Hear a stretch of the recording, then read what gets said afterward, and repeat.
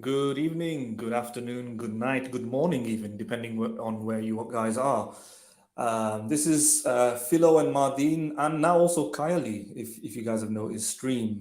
We are in the philosophy business. We review philosophy debates, or anything related to religion, particularly and namely uh, Islam. Sometimes, but rarely Christianity. But we do need to work on that part as well. We're going to expand our breadth. But welcome to our stream. How you guys doing? How's everybody doing? I can see nobody's Yes, watching. Nobody's watching yet. But how are you doing, Phil? right. Yes, doing great. Mahadan, doing good. And hello, everybody. And yes, as probably people have noticed, now we are a team of three, and Kali will be joining the stream pretty soon. And as Mahadan said, so I'm just gonna double down on what Mahadan said. We review all the ideologies, chiefly Islam, but we're gonna at some point we're gonna tackle Christianity and perhaps even some part of Hinduism as well, if that somebody wants us to do, review, maybe just take a look at something or something like that. So sure. So today's stream is, as Mahadan said, we're gonna continue our review of the debate between Aaron Fraser, Mark Oppenheimer, on the atheistic side, and on the Islamic side, we have Mohammed Hijab and Hamza Tzortzis. So today we are going to review Mark Oppenheimer's opening statement. So let me present the screen. Mhm. Can you see it? Yep, I can see. All right. It's audible, right? So far, yes. All right. So shall we dive in straight away, Mahadan? What do you think? Yeah. So for anybody who wants to know, we've been reviewing this for the last couple of weeks. You might see us seen us review segments of it in staggered form. We reviewed Aaron Fraser's opening statement. We reviewed Muhammad Hijab's opening statement, and we did that extensively. So if anybody wants to go back, and you'll see that we've already tackled Muhammad Hijab's opening statement. He talked about prophecies. He talked about the linguistic argument. He talked about something called the contingency argument. Well, if you guys ever want to know like what we think about those, then you should click on those streams because we very extensively tackled them. And we don't think, especially for Muhammad Hijab's presentation, we don't think it was very good. As you may imagine, given that our conclusions lie more favorably with what Aaron Fraser thinks about the universe, about the world, and so on. Aaron Fraser, on the other hand, we think did a good job in terms of content.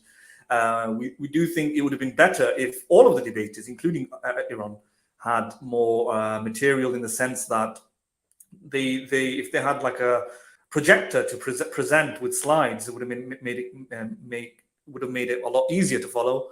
And furthermore, his last argument regarding the problem of evil by Justin Schellenberg, I think, was very hard to follow for the vast majority of people, including myself, when it was stated. And I think, although he was probably correct in his syllogism because he was reproducing an academic's work, it was hard to follow. And in a debate format, I don't think that something that is hard to follow would at least to the lay audience fall short. But other than that, we thought he gave a strong performance. Mohammed Hijab was good at looking confident and strong. That was fine, and he engaged a lot of theatrics. But I don't think even the arguments that he presented regarding contingency were complete, and he kind of just hovered over a lot of things, skipped premises, and so on. Whatever the case, I just wanted to say that so people who are watching right now know that those videos. Click on the channel, go to live feeds. You'll see our videos there. Look at them if you want to see those videos. Let's continue with Mark's opening statement. Philo. Sorry, Mahadan, I was on mute, right? Oh, So just wanted to add to the points you said.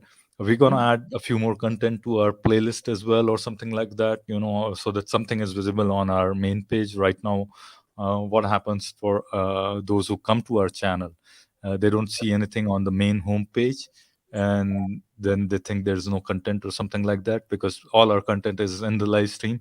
So we are in the process of bringing something, so that something is visible on our, maybe small clips or short videos or clips from our old streams onto the main channel, so that it is more palatable for our audience, basically. Yeah, Or absolutely. yes, and yeah, I think our reviews had been really good. The content was, as Mahadan said, was pretty awesome, pretty high level. Even I would say from Muhammad Hijab. So credit should be given where it is due. We don't consider that he had given pretty, strong arguments and all that, but consider he's an academic, and he's considered very highly, at least in the by Muslims, majority of Muslims. So we should give him a little bit of credit as well, that it was probably the debate was done in good faith, and they have whatever they have, their own biases. Probably they showed up a little bit in there during their debate. But without any further ado, we're gonna deep dive into this opening statement by Mark Oppenheimer. Yeah. Our next panelist is Mark Oppenheimer. Well, I thought that was a marvelous place to end off, talking about the question of evil. While Aaron has spoken about the arguments for and against the existence of God, I'm going to talk about why atheists can talk about the existence of morality and why they give a better account of morality. Now, the first place to start is to say, well, what would a good moral theory look like? Well, firstly, we should know what it requires of us. In other words, the theory tells us what we ought to do in the world, what's permissible, what's not permissible. It should cohere with our ordinary intuitions. So if it prohibits things that we think are good or neutral, that's a problem for the theory. If it allows things that we think are repugnant or bad, that's also a problem for the theory. It must be consistent. The theory mustn't be at odds with itself. It shouldn't require you to do X and also not X. We also think that it should be universal, that we can take the moral theory and we can apply it across history and across the world, and we can make moral judgments, and it'll tell us that certain things were wrong, even if people at the time believed them to be right. So, for example, it was a case that throughout human history, slavery was practiced. A lot of people believed that slavery was a moral practice, and a good moral theory should tell you that those people were wrong, that slavery is always wrong and can never be justified. That's what a good moral theory should do. Now, Hamza has in his book a theistic account of what morality requires of us and what a good moral theory. Yeah. Sorry, Madan, you said something, right? Yeah. Just asking you to stop the video for a moment. So yeah, as you can see, Mark is saying he's presenting an atheistic moral case. Right from the bat, what he's saying, I do have a bit of an issue with, in the sense that I think going down this sort of route by appealing to moral intuitions, that he said that it should cohere with our intuitions. I do think that is somewhat, at least rhetorically, weak, and also maybe philosophically difficult. I just wouldn't phrase it like that, right? Reason being, when you say moral intuitions, it does become very, very vague what those mean. Sketchy, right? Yeah, exactly. What I would do if I was Mark, and I'm sure you could do the same thing as well. I mean, in this sense, we're part of the same team. In this, it's more of a friendly fire. This is, or neighborly advice.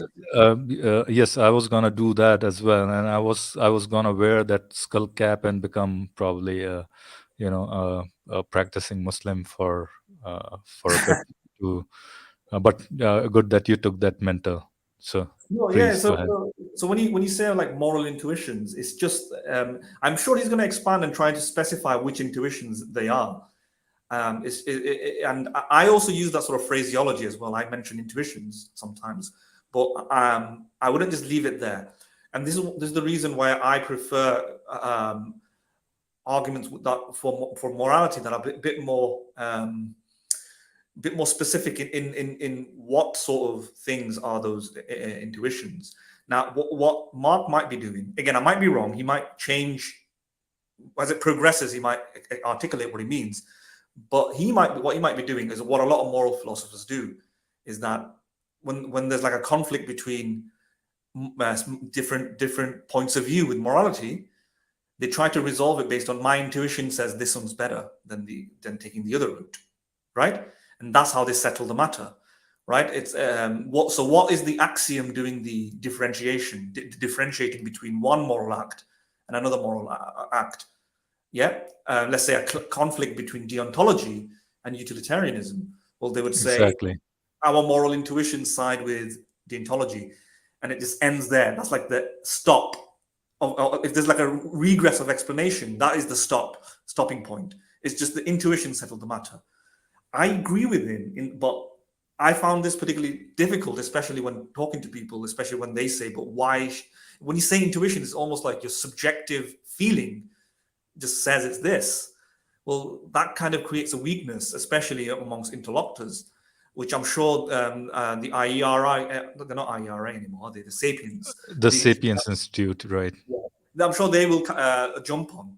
What I would say is that I would start off with certain intuitions like a compassion, altruism, and then explain the concepts of these things and what they entail, and then say, this is more this coheres with compassion more than it coheres with other stuff, right? That way, at least you've got like a intelligible concept rather than just that it ends at that hit when it hits rock bottom, than just having this inarticulated, unintelligible idea of here's an intuition. Again, I'm sure that these guys probably mean the same thing, but that's how I would at least present it. No, I agree with that completely. The same thing I had in mind, right? Sure. Okay, you wanna mention anything? Or do you wanna... And the claim is really that. No, I completely agree with what you said there. I had the same issue as well, because those moral intuitions, somebody could take those moral intuitions in a completely different way than you think, because you haven't taken the common ground. You haven't yet talked about the common ground, even though you're saying our moral intuitions are on an even plane. I don't think that's a very good way to start off. So I'm in complete agreement. Yeah, I mean, just to add to what you're saying, for example, the psychologist Jonathan Haidt, he identified different sort of intuitions that people have, and some cultures, for example, have an intuition where loyalty supersedes being generous or being kind or lowering harm, right? So I forgot all of the kind of intuitions or stopping blocks that most cultures have, but Haidt identifies that most moral systems will emphasize harm, will emphasize disgust, emphasize loyalty, right? Purity, these sort of things, and some more. Maybe I'm characterizing him slightly differently. So anybody who wants to just double check and fact check to get the exact formulation of what he talks about, you go ahead. But it's something like that. And different cultures emphasize different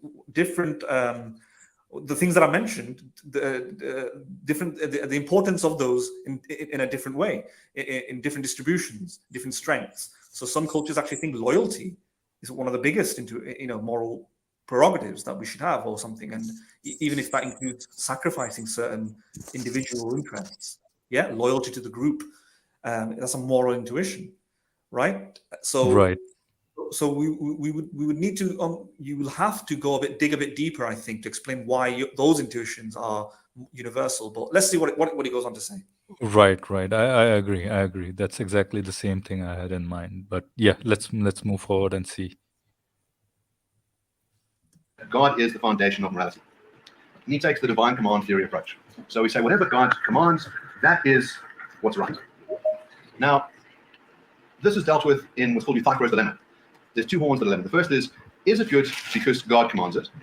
Or does God command it because it is good? Sorry, there's a terrible beeping sound. If someone could turn that off, I really appreciate it.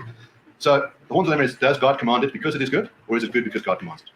Now, if it's good because God commands it, you run into this arbitrariness problem, which is that God could command anything. God could say, kill the firstborn, and it would be good because God had commanded it. God could say that the right thing to do is wear purple underwear on a Tuesday, something we think is neutral, and it would be good because God commands it. So there's the arbitrariness problem.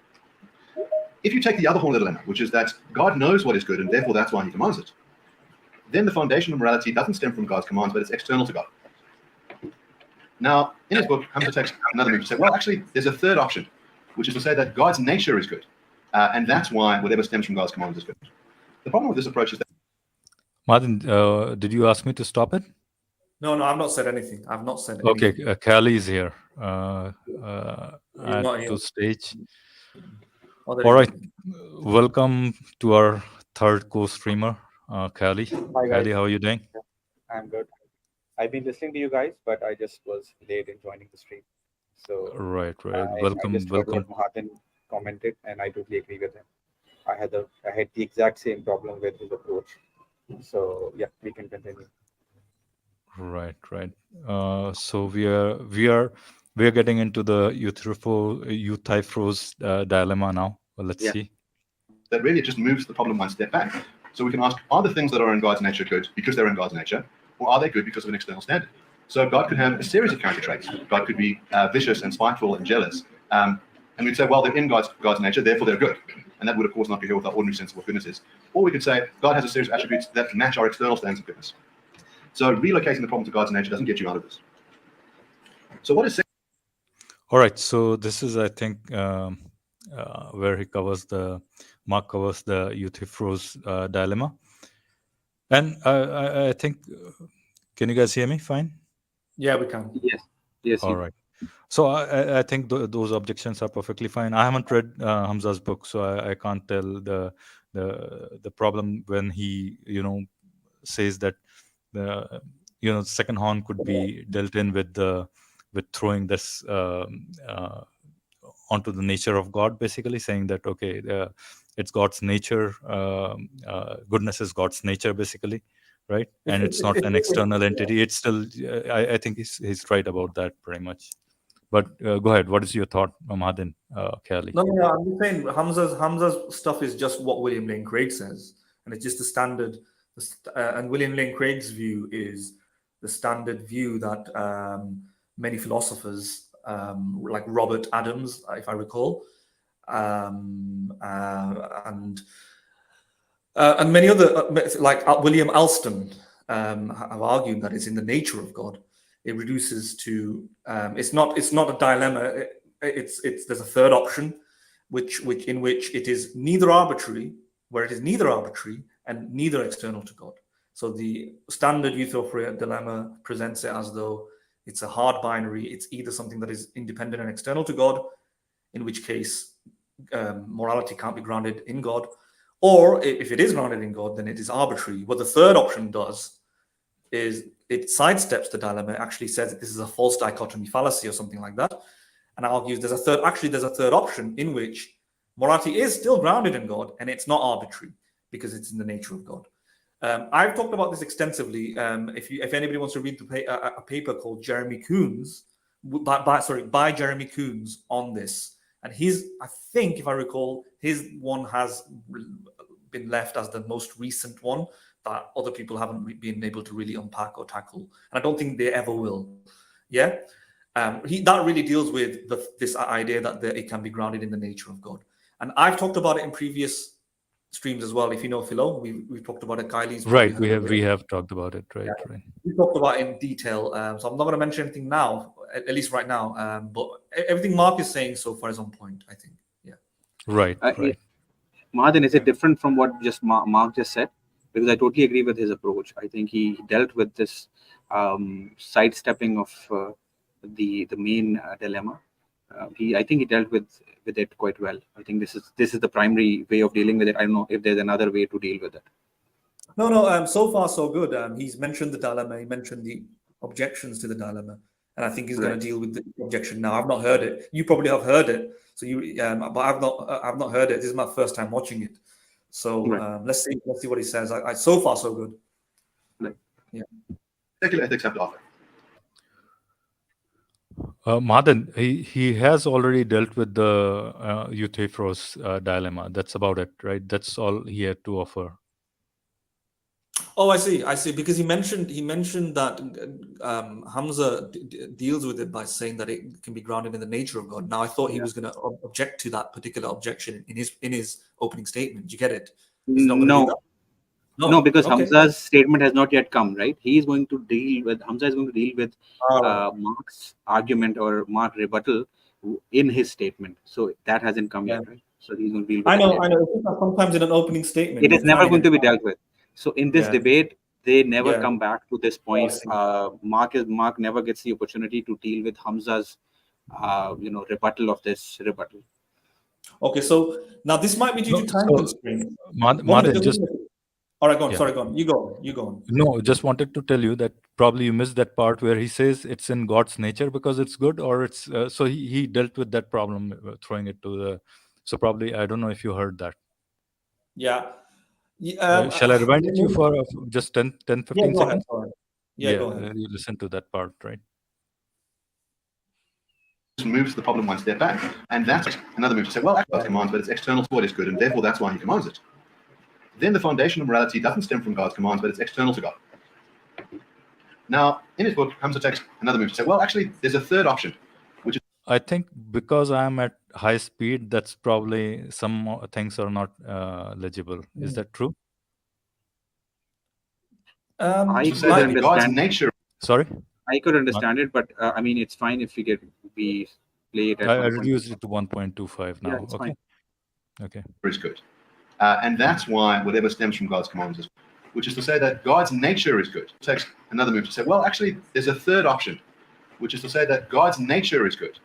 And that's why whatever stems from God's commands is good. The problem with this approach is that really it just moves the problem one step back. So we can ask, are the things that are in God's nature good because they're in God's nature, or are they good because of an external standard? So God could have a series of character traits. God could be vicious and spiteful and jealous. And we'd say, well, they're in God's nature, therefore they're good. And that would, of course, not be here with our ordinary sense of what goodness is. Or we could say, God has a series of attributes that match our external standards of goodness. So relocating the problem to God's nature doesn't get you out of this. Sorry, Martin. I did hear that a little bit. Maybe because it's so short. But I can't deride him for this, obviously, because of the time constraints. He doesn't have the opportunity to unpack in any detail. But if you recall many of our conversations, we went into a lot of detail, and I don't think they're going to be able to do that in this debate. Short debate, yeah. Unfortunate, because that's the debate I want to see. Not these kind of very short, concise theatric-filled debates and where they shout over each other. Because I would want to really discuss these papers, and that's what philosophy should be. It should be based on like essays. It shouldn't be these kind of stunts. So unfortunately, Mark's one, he's correct in what he said, but I would, if I was there and I had the time, I would elaborate. I'll talk about it for 10-15 minutes straight, to be honest, but obviously that's not possible. I would talk about Jeremy Kuhn's paper and explain exactly why building goodness into God makes it incoherent. Remember, we talked about that. And unintelligible. That's something else that I would have liked maybe him to say. Maybe that's just because I like that type of argument. But I do think that is the most up-to-date challenge where goodness just becomes incoherent. So if goodness is something that is built within God's nature, what is that? We're just making a sound with our mouth. It has no meaning. There's no definitive parameters. You're just saying goodness. You could just call it fudness, or call it radness, or call it chadness. Right. All of these sounds with your mouth would mean the same thing. And if the theist says, actually, no, it won't mean the same thing, because goodness has a definite meaning. If goodness has a definite meaning, then it works independent to God. Right. See that? You just can't take the arbitrariness out of that dilemma, basically. Yes. Yeah. The only way goodness is grounded in God is if it has no definite meaning. It's just a property that God holds. But then what is that? What is it? Right. What does it mean? Right. Nothing. It has no meaning. It's just like saying blah blah. God is blah blah. But when you say God is good, meaning God is good in the sense that God is compassionate, God is benevolent, now we have an intelligible concept of goodness, but that works independently to God. If you remove God out of the picture, benevolence would still be goodness, compassion would still be goodness, right? What does God add? So if benevolence would always be goodness, because benevolence is goodness, or morally good, then that's an independent standard that works independent to God. But if benevolence can only be good because of God, or something like that, then because it's not that benevolence makes something good, it's that something good makes something, but something good, goodness makes benevolence good, right? It's the other way, right? But then it gets confusing. If goodness can make benevolence good, then why doesn't goodness make rage good, or hatred good, or envy good? Now, if they say envy can never be good, being a psychopath can never be good, or malevolence can never be good, then there's something about goodness that is stuck in the concept of benevolence. Again, we have an independent standard. You see that? So so I would have, everything he said touched upon that, but he couldn't expand, unfortunately. And I do not blame him. I'd probably do the same thing in the same sort of setting, as you see. And in fact, I'd reject this sort of debate. You want to have a debate with me? We're going to roll our sleeves up and have a 6-hour conversation without moderators. Yeah, I would never like this. Yeah. This is way too. Kali, This is way, Kali, sorry, I didn't finish. No. Yeah, I finished. Yeah. No, I mean, Mahadan once again has dealt with the issue, and he has presented this rebuttals. He's explained the rebuttal quite well. I don't need even to expand on it, because as Mark just presented that argument in a very summarized way, and Mahadan has expanded upon it. So I don't think we need to add anything. It's a very this just, as Mark says, this just pushes the problem one step behind, right? Nothing else.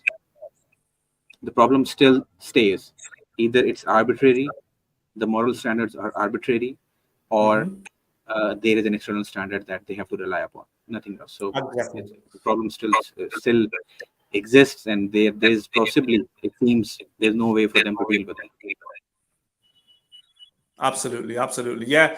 In other words, the so-called third option isn't really a third option at all. It always falls. Euthyphro's dilemma is so strong that nobody's been able to show that there is a third option. It always boils down to one or the other. It's like a hard dichotomy, and it's a logical issue, and I can't see it being resolved. Just like David Hume's issue, I think that's so strong. Hume's argument against moral objectivism, for example. I think the is-ought distinction and so on, how you can't derive an ought from an is. I think that is such a hard logical problem, I think, that can't be transcended, because it's a logical issue. It's like trying to make a square or triangle. And I think that is very similar. It's to theists to get around it, they have to try and make a square or triangle. I don't think they can do that. And I think, I think we have dealt with this in our previous streams, I think, in extensive details, Mahadan. As Mahadan said, right. And I think we're going to touch this later. Can you guys hear my echo? A little bit, but your voice is echoing a little bit. Yes. Yeah. Okay. Can you guys mute? Maybe that would solve the problem. Okay. I think it's better now. So what I was saying is that the one thing that the audience should understand is that this discussion about morality, and particularly this discussion about morality that atheists generally discuss, most of the time the discussion is initiated by the theists, right? They're believers, because they present this morality as an issue for the atheists. And the Euthyphro's dilemma and the David Hume's problem, both of these are actually, they're primarily, I don't know, maybe primarily or not, but they deal with this. They're sort of a counter to that problem that they think is with the atheist. But these primarily these two arguments, the Euthyphro's dilemma and the David Hume's problem, actually clarifies or points out that there are exactly the same problems with the theistic side. They deal with the exact same problems when it comes to morality.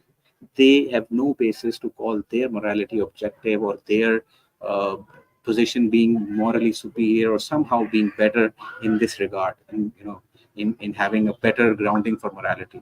But that is not the case, and that is what is actually pointed out by these, particularly these two arguments. Agreed. Yeah. Agreed. Yeah. I mean, in the field of philosophy, there's something called theological voluntarism, and that's what theological voluntarism is like. You voluntarily, in layman language, you kind of voluntarily generate moral preachments, and that is exactly what the God concept is when it comes to grounding morality in the nature of God. First of all, I think it's vague to say what grounding morality means in the first place, in the nature of God. What is the nature of God? What is grounding? What does these things mean? We don't press theists a lot on that, what grounding is.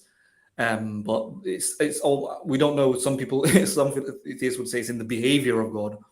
Some people would say in the nature of God. And what does that mean? Again, it's vague language, right?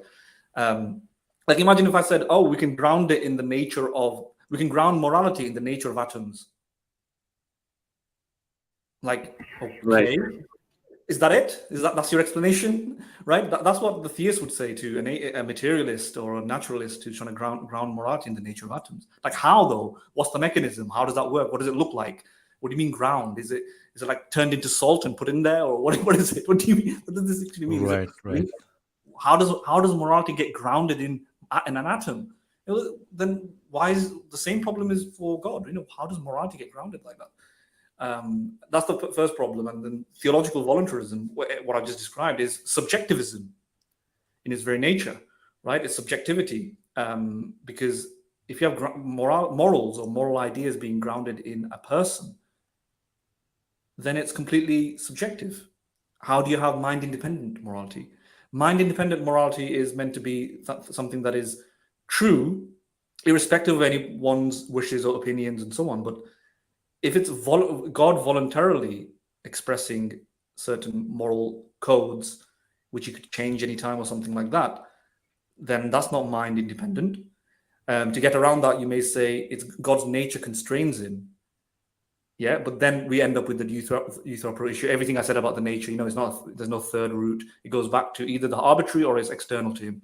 If God's nature is such that he is a benevolent being, then it's the benevolence is the standard morality, and that's mind independently true. God is merely a strict obedient slave to being a benevolent person, right? But if he didn't have the attribute of benevolence, he wouldn't be moral, which means it's not something in God's nature that is making these things good. It's the benevolence that is making it good. This exemplifies, therefore, that in a universe without a God, if we can coherently accept that and admit that benevolence and good, they have something to do with one another. Goodness and benevolence, there's a connection. Benevolence and justice, there's a connection. Goodness and justice, there is a connection. Goodness and compassion, altruism, there's a connection.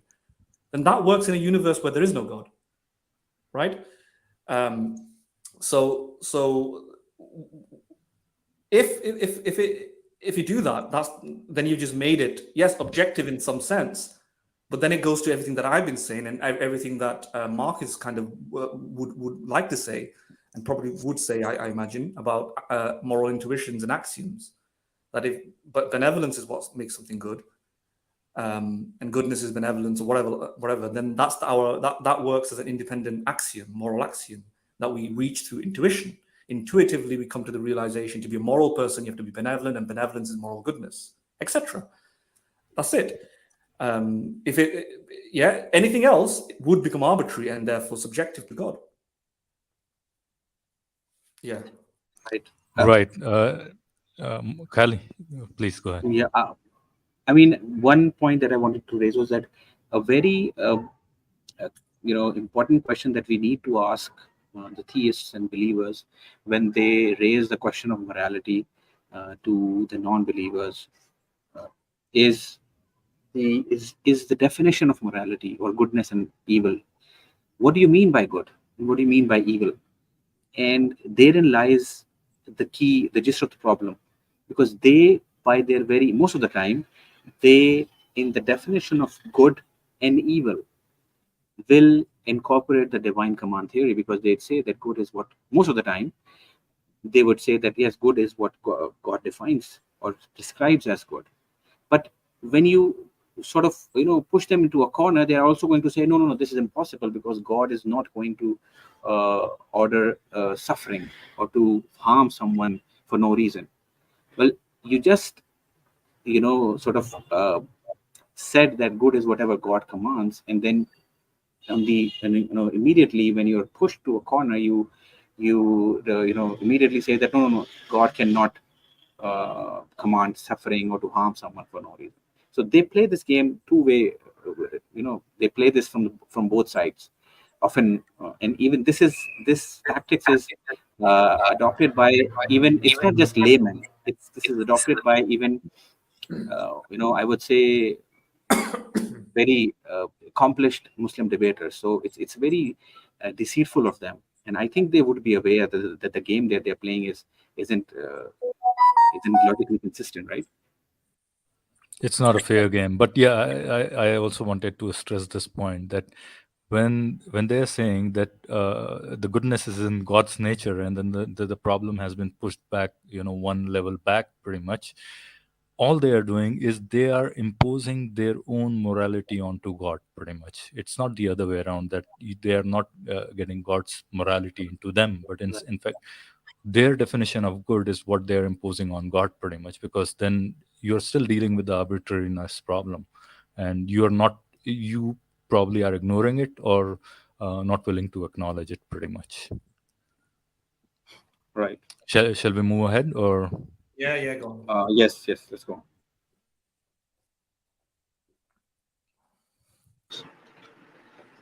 So what does secular ethics have to offer? Well, the atheist has a number of different approaches. They're not necessarily required to believe in one particular ethical system. There's a variety that are available to them. I'm going to give you a couple that I think are very plausible. So the first one is grounded in the idea that we all suffer.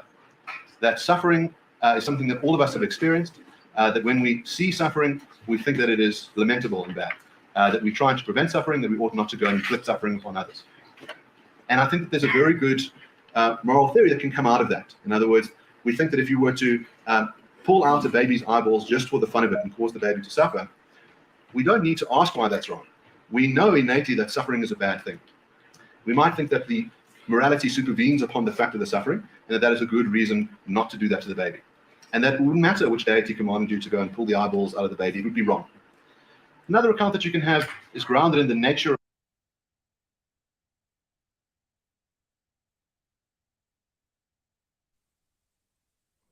What's up? I can scale a funnel in 7 days.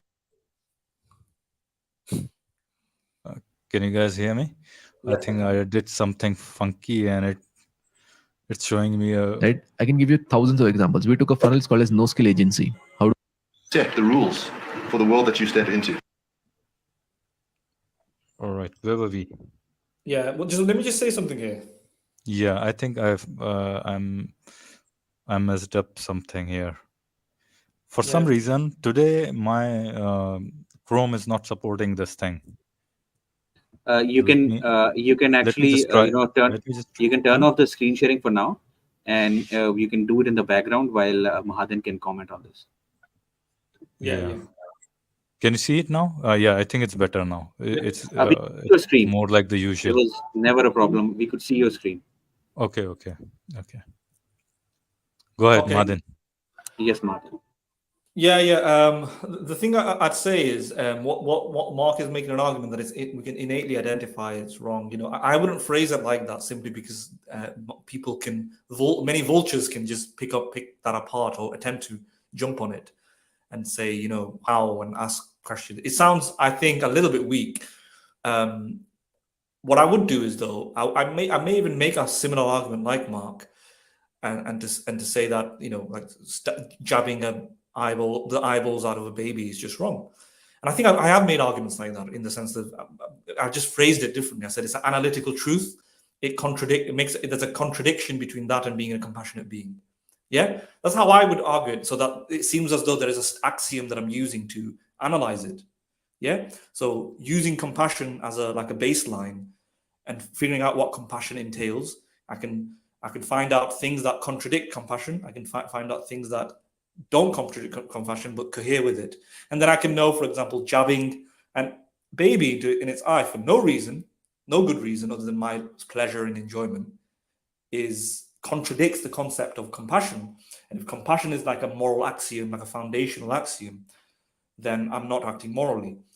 And that's like an analytical truth as strong as something like you can't have a married bachelor, you can't have a square triangle, you can't have somebody jabbing a baby in its eye for no reason and also simultaneously think that this is a moral act, this is an immoral act, or something like that.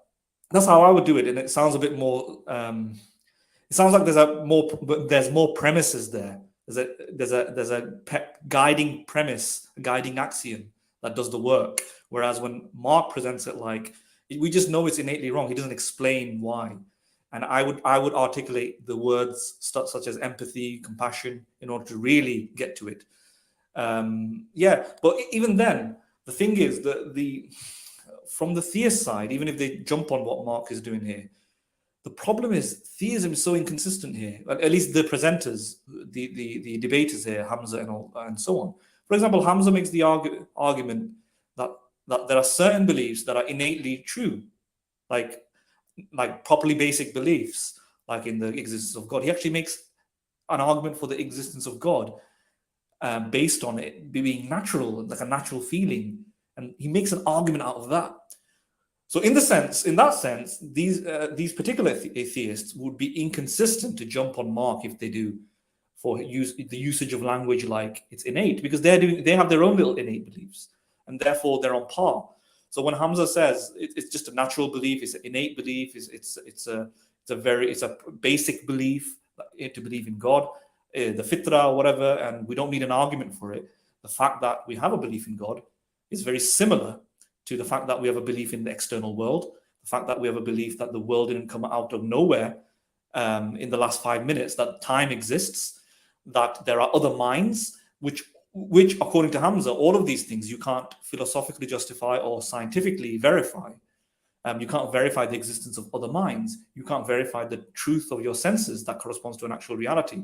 The world might be a figment of the matrix, but it's a warranted belief that you can accept naturally because it's such a natural belief that the external world exists. You don't need a justification. You don't need an argument for that. It's just so natural. And he calls it properly basic beliefs. He's taken it from Alvin Plantinga, did a kind of half-assed has a bit of a half-assed understanding of it, and the presentation of it is half-assed as well. But if he's going down that line, why can't Mark Oppenheimer's defense of morality as an innate belief also qualify? Right? Why can't certain intuitions also be just naturally true? That you can't simply jab the eyes of a baby and think this is moral, that this is indeed objectively morally a vicious crime, a vicious immorality that you're committing, and this is objectively true. If Hamza has the permission to have warranted beliefs in those areas, then what's stopping the atheist from having that? And if Hamza says you can't use language like innate, natural, then he's being contradictory, inconsistent, hypocritical. Yeah, that's what I want to say. Right, I agree. I think this is the same problem that the moral intuitions that we highlighted earlier at the beginning of his opening statement. So, yeah, Kali, shall we move ahead then? Yes, I think, and Mohammed once again has pointed out the problem with Mark Oppenheimer's way of putting the argument. Using words like taking this approach of presenting the argument. Again, I wouldn't agree with. Also, innateness, innately true, or innately bad. All these things, as Mohammed said, can be taken apart by someone. It should be taken apart by someone, as Mohammed said. It should only be done by someone who doesn't use that same kind of arguments when it comes to their own worldview. But unfortunately, they are going to employ such arguments, and are still going to point out the problem with Mark's way of putting it. So yeah, yes. Of them. Madan, can you hear me? I can hear you. Yes. Yeah. So when you're not talking, if you keep your mic mute, Sure, the I'll do that. echoing problem is coming from your side, basically. All right, I'll do that. Right. Okay. We have a comment from Anand Kumar saying, all religions are insult of human intellect. All right. Anand Kumar, I hope you're listening. And if you're listening, probably you're not listening as of now. But if you happen to listen to our stream, please spread the word as much as you can. So I am hoping that you're liking the stuff that we are bringing. All right, Madan, Kyali, we'll move ahead. We'll continue. Mark, you have 10 moments. While we try to sort this out, apologies again for the interruption. So we'll settle down. Mark, you have 10 minutes remaining. I'm going to add 1 minute for you. But it seems like it's finally offline.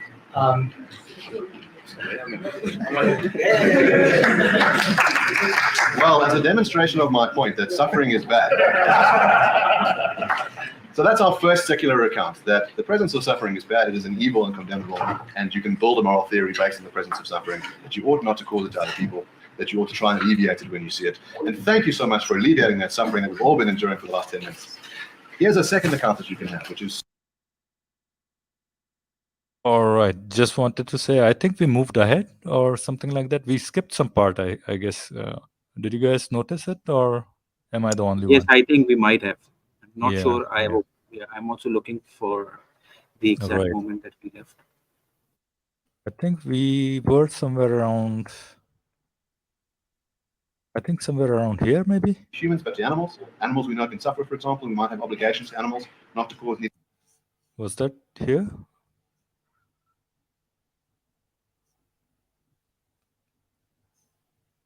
I think we were talking The about suffering, suffering, right? In If we think about I humans... think this was the part we were at, right? So we'll move ahead from this point on, okay?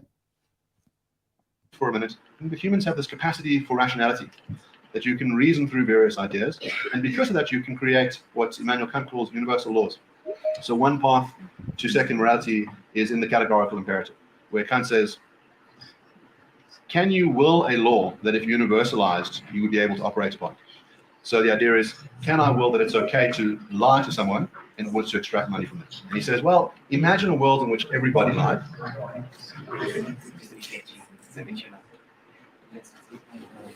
Just We're going to stop for. Sure. Sorry, we're trying to. Let's do this. We'll continue. Mark, you have 10 moments. While we try to sort this out, I'm going to add. Well, as a demonstration for account that the presence of suffering is bad, it is an evil and condemnable, and you can build a moral theory based on the presence of suffering, that you ought not to cause it to other people, that you ought to try and alleviate it when you see it. And thank you so much for alleviating that suffering that we've all been enduring for the last 10 minutes. Here's a second account that you can have, which is sourced in rationality. So Immanuel Kant comes up with the categorical imperative.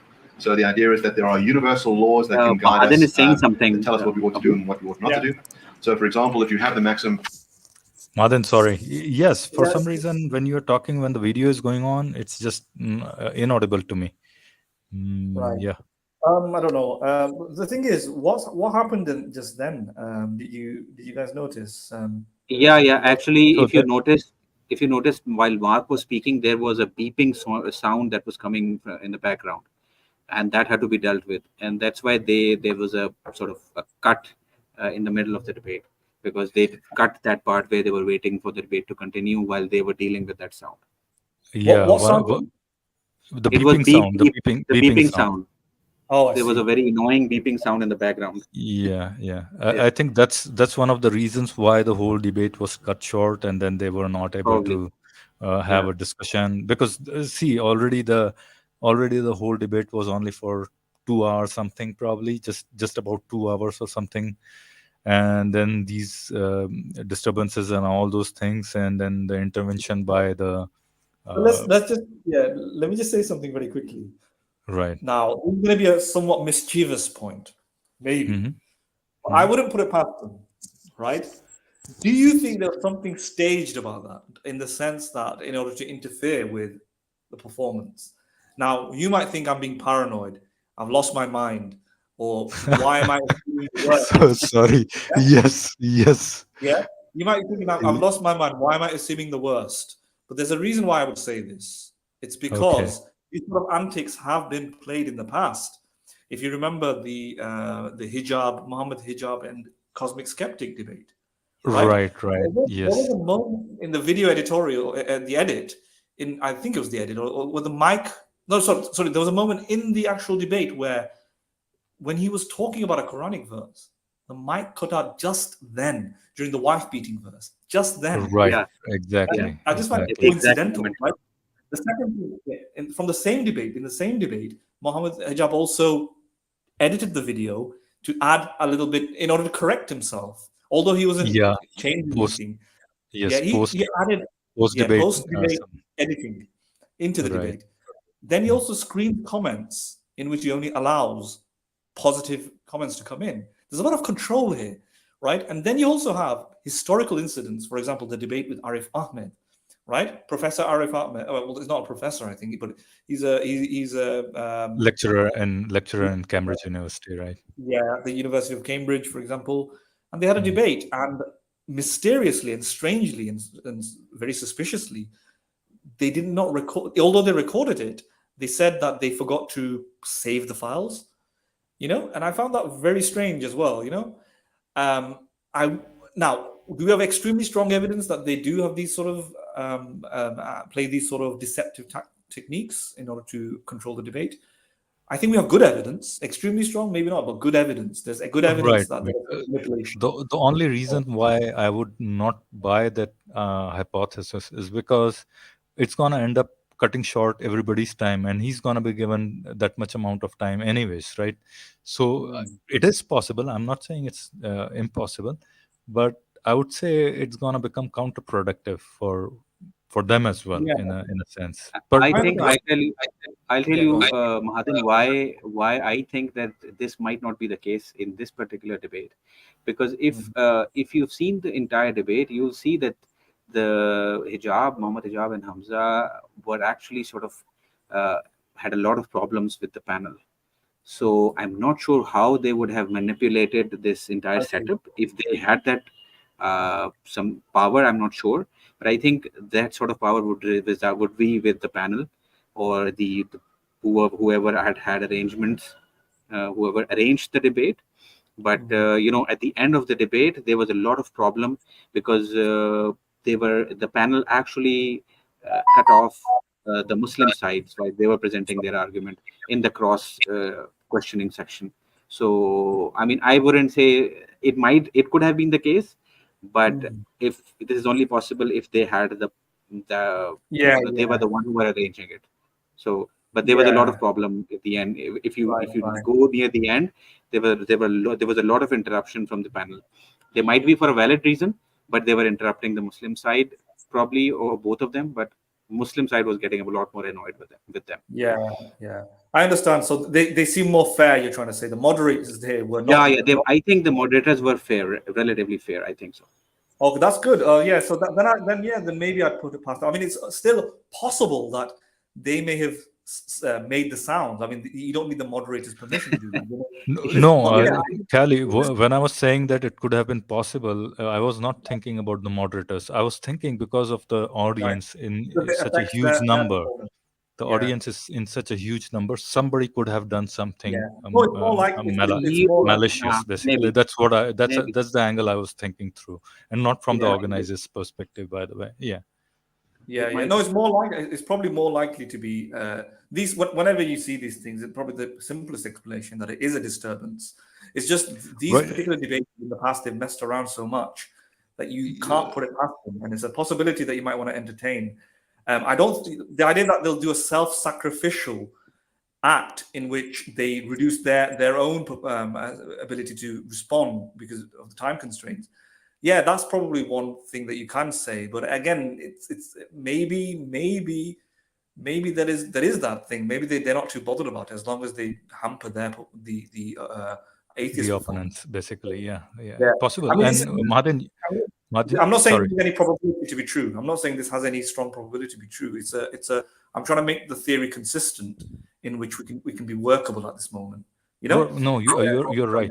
You're right, and I wanted to bolster your hypothesis as well. If you remember Hamza's debate with Parvez Hudboy, Khayali, I'm pretty sure you have heard that debate. Yeah, I have.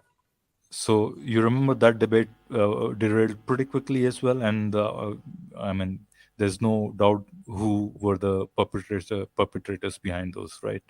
So they have had, as Madan said, they have had a what do you call history of these kind of derailments, pretty much, or yeah, you get the point basically. Or these kind of tactics they have used pretty much, yeah. I'll be very honest. The debate with Parvez Hudboy, I wasn't very impressed with Parvez Hudboy's the way he was dealing with him, and I mean, I wasn't happy with Parvez Hudboy either. I'll be very honest. Yeah, see, he seemed a little condescending. I mean, we don't need to delve into it. I'm just saying, I don't think either side was being very nice to each other. Both the sides were non-professional, pretty much. Yeah. I don't like the way. I don't even like the way Parvez Hudboy was doing. Sorry, go on. Sorry, Kari, I was interrupting you.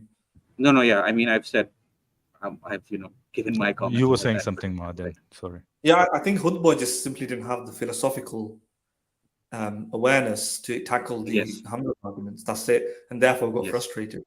That's about it. Right. That's what I totally. That's what happens. Debate scientists who are not necessarily into philosophy. They don't really know how to deal with it exactly as they should do. And it's why I'm more interested in debates with these guys, with philosophers like here, people into philosophy. And I would have loved to. And if you watched Hamza's debate with Stephen Law won that debate, and Hamza merely cried on the stage. If you remember, he performed theatrics. He didn't respond to any of the the version of problem of evil, the evil God hypothesis, in any sort of direct way. He actually he made an emotional argument. Hamza got up on his counter, and he simply cried about how life is amazing, how God gave us beautiful life. Well, crying. Right. I don't recall that debate, by the way. So yeah, I haven't heard that debate, but I'm going to listen to it now. Yeah, now that you told, I'll have to listen to that.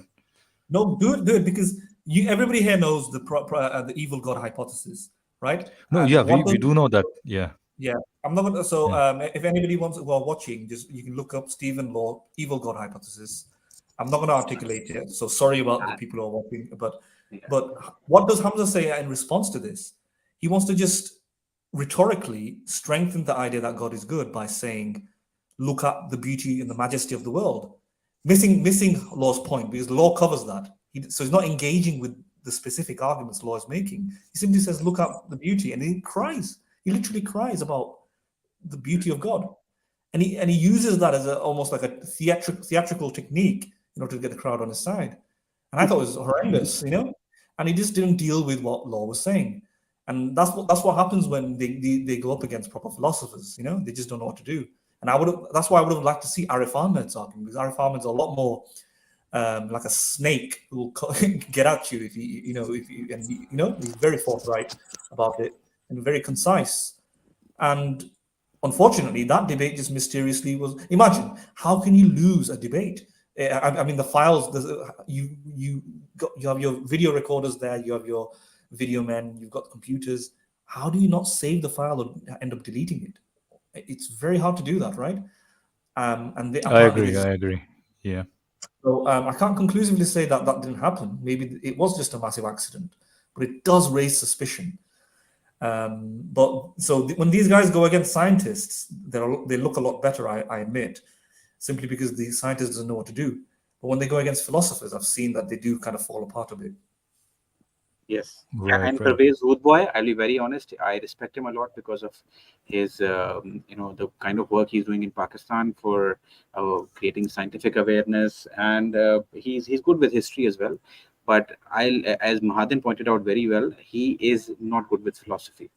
He doesn't he's not able to deal with these kinds of arguments with some philosophical consistency or with philosophical depth. He's not able to do that. Right. I think that's true with even Richard Dawkins or anybody else, pretty much. Yes, See, yes, you yes, even once you are dealing with philosophers or philosophical arguments, you have to be really, attuned with those kind of arguments. If you don't know, you're gonna struggle for sure. That's for. I mean, that's very true. So, and I mean, I agree with all that both of you have said. Pervez Hoodboy, I mean, he doesn't have that philosophical understanding pretty much. His main game is science. So yeah, but you see yeah, that's, and I mean that's as you know, we need to re-emphasize. Um, we deal with even people from our own side. We try to be neutral as much as possible. So it doesn't matter that he is on our side, whether Pravez Bhutboy was debating from our side. It doesn't matter. He didn't provide good arguments, so we are criticizing him. And so once Yeah. again, as we mentioned this in our probably in our last stream, we try to be as neutral as possible, right? We right. might be No, biased, my but we when try I to criticize. We try to be as critical and neutral as we can be. I agreed. When I brought in Parvez Hudboy debate, all I was pointing there was that how he was put into this really awkward position where Hamza blamed him or something, like accused him rather, not blamed him, accused him of hating, or saying something like he hates Muslims or something like that. I don't recall exactly the sentence that Hamza said Maybe you accusing said something Hudboy. like maybe because you are a product of the Muslim culture that you hate so much, something like that. To Right, that. exactly. Something to that tune, right? And Right. that's the tactic I'm talking about that these guys do, and that's what I wanted to bring. Forget about the debate, how it was, right? Who was winning, who was losing. The sheer tactics that these guys are using is what I was commenting All over right. there, pretty much. Agreed. Yeah. Agreed. Yeah. Okay. I guess All right, let's let's move continue. on. That it is okay to lie to someone in order to cheat them out of money. Kant says, well, you need to universalize the maxim. So imagine a world in which everybody lied to everybody else in order to deceive them into handing over money. What would happen in such a world? No one would believe each other, no one would hand over the money. So the maxim would fail. So just through the process of rationality, you can see that you cannot will such a law into existence, which is that it's okay to lie in order to extract money. John Rawls is a contemporary account of how you can source morality. So Martin, you said something? No, I didn't say anything. I've not said anything. Okay. I'm having ghost voices pretty much. Okay. imagine this case. You're lying in a hospital bed, you're covered head to toe in bandages, and you've got quite a severe case of amnesia. So you can't recall your sex, your race, your faith, but you have a basic understanding of economics and history. Doctor walks into the room and he says, I'm going to give you a once in a lifetime opportunity. I'm going to let you set the rules for the world that you step into. But you've got to set the rules first before I take the bandages. And so you think, I need to act in my own self-interest. So what if I introduced a rule that men have more power than women, or that whites ought to get more property than blacks? Well, maybe if I take the bandages, I'll wind up being a black woman. So I wouldn't produce such a rule. And so he thinks under this veil of ignorance that you will then generate a set of rules that we track common sense morality. So there you have three different secular accounts that don't require the existence of God, that I think meet those criteria quite well in terms of what is a good moral theory. They're consistent. All right. Anybody has anything to say? Mark has finished all three that he wanted to talk about. Basically, three bases for atheistic morality, as you would have it. Basically. So, any problems there? So, one of the fundamental questions that I would like to raise to both of you or anybody who's listening here is, uh, are these? I mean. Are these sufficient? Basically, let's say let's talk about deontology, right? And now deontology would be at loggerheads in some cases, at least, with utilitarianism, right? I mean, let's take an example, lying. He gave the example of lying basically here, right? So on deontological basis, pretty much you would say lying is absolutely wrong, right? But but are you allowed to lie if that brings about a greater good for a whole population? Would that be then would seem like these two are at loggerheads with each other, pretty much, these two ideologies. So where should you keep your morality. You can't have both of them. You'll have to find a middle ground pretty much. But what is that, let's say, percentages of these two which will give you a basic good morality in a sense? So, What do you think? Is that so you even see, valid question? yeah. So what you'll do is probably, even if you note how Mark worded his argument, he said, lying to steal someone's money, unfairly, that would be wrong, because it would lead to a civilization. It would cause instability, and nobody would be able to deal with each other. A civilization would collapse, right? So lying, we cannot say that lying is absolutely bad. Lying under certain circumstances, I think, would be considered good, as you said, if it causes, if it is generally, it can save someone. Let's say, for example, you lie to protect someone. So you are protecting some, let's say, someone who's being oppressed, or there's a group of people who are going to harm someone unjustly, and you are protecting him in your house, and someone comes to ask you, well, do you know where that person is, and you lie in order to protect that person. So I would say that, keeping in mind the goals that we have, the goals of the moral theory, that we have, lying wouldn't be absolutely wrong. Lying to to harm someone for no good reason, that would be wrong.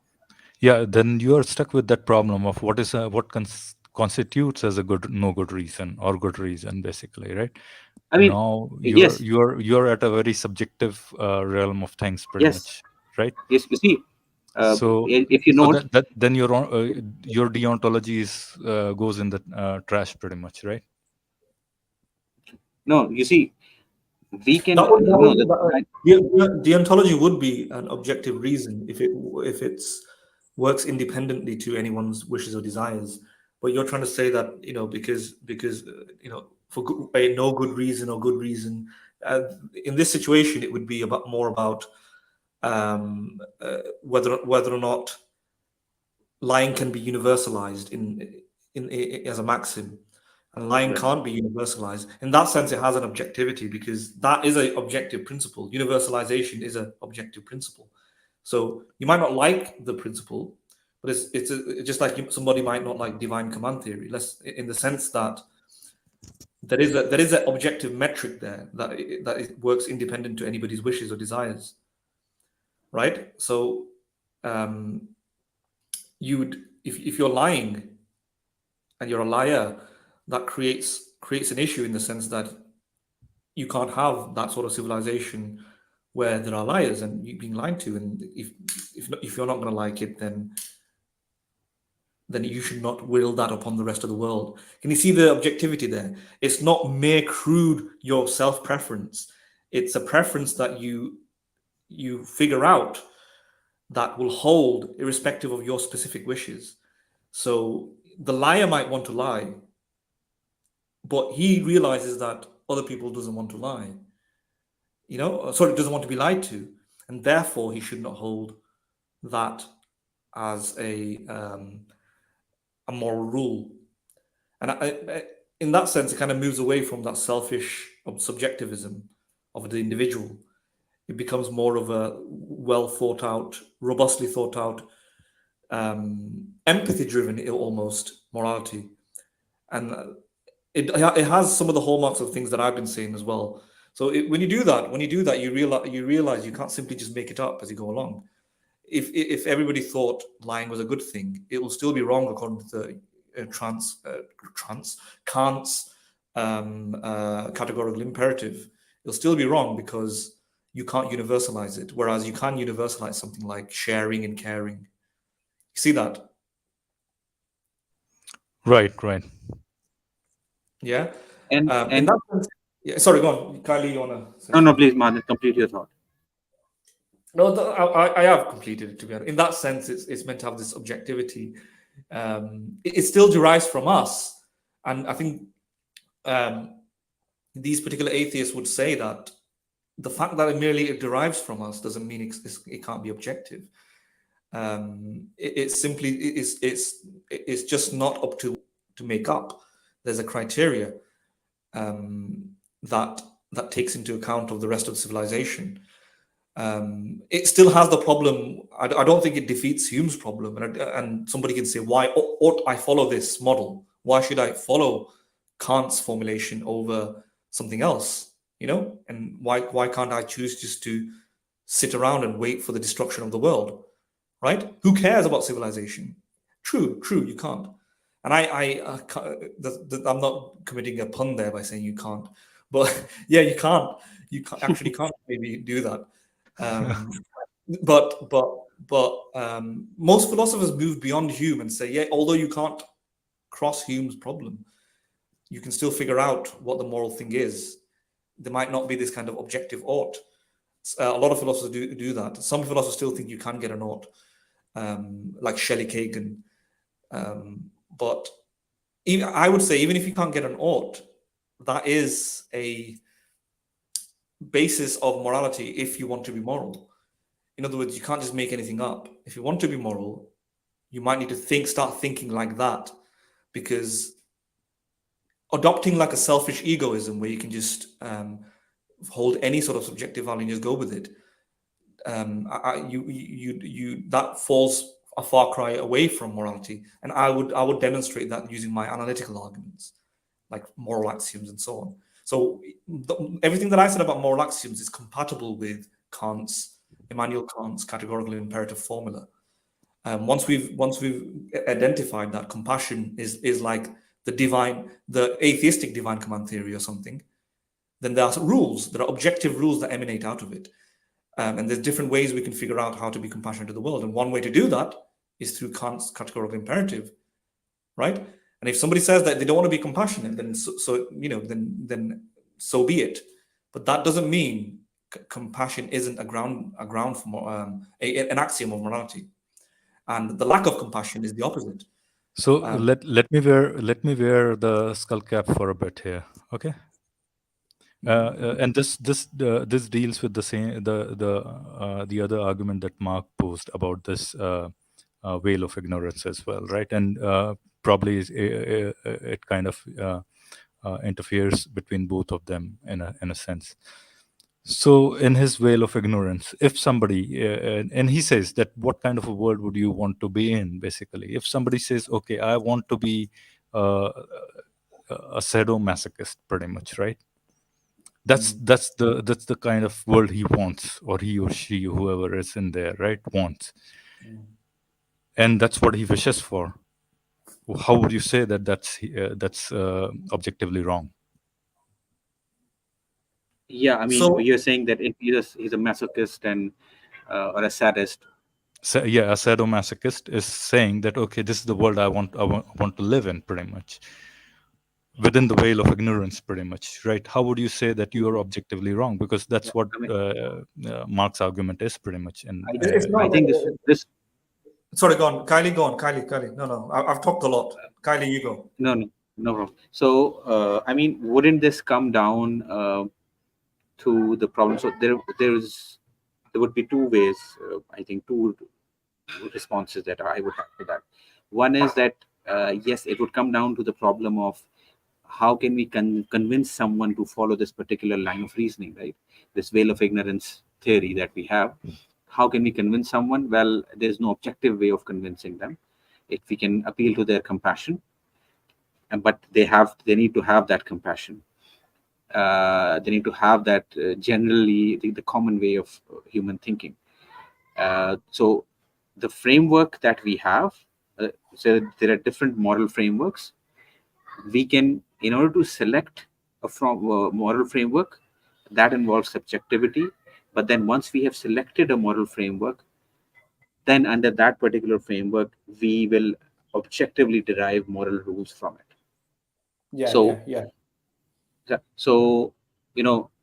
in this case, as Mahadan pointed out, there's no objective way to actually convince someone to follow this particular moral theory. There's only we are only able to convince someone who is, to a particular moral rule once that other person is convinced to follow that moral theory or a moral framework. So that would be one. Let me just interrupt you quickly. I would also add these theories cohere with the principles of compassion, equity, fairness, and therefore we can make an argument that these are moral theories, and something like ethical egoism or arbitrary divine command theory is not. Yeah. Right. Yeah, I Right. think we can objectively show that, but we can't make them follow it. We can't objectively show that you ought to follow it. It's like a descriptive fact. It is true. It is true that John Rawls' behind the veil argument is a moral theory that has successful merits to it because it coheres with our moral axioms. It is true, but you ought not follow it. There's no reason that you ought to follow it due to Hume's problem. That's at least my view. I mean, I think these particular atheists might actually think that you can get oughtness. My view is that you probably can't. But so it's like a descriptive fact, just like the laws of logic. That it is true that if you commit contradictions, then you are not being logical. Similarly, it is true that if you are not acting compassionately, you are not being moral. And it is true that John Rawls' behind the veil argument coheres with the demands of compassion, and therefore, by virtue of that, it's also a successful moral theory because it's compatible with compassion. It is true. All of those things is true.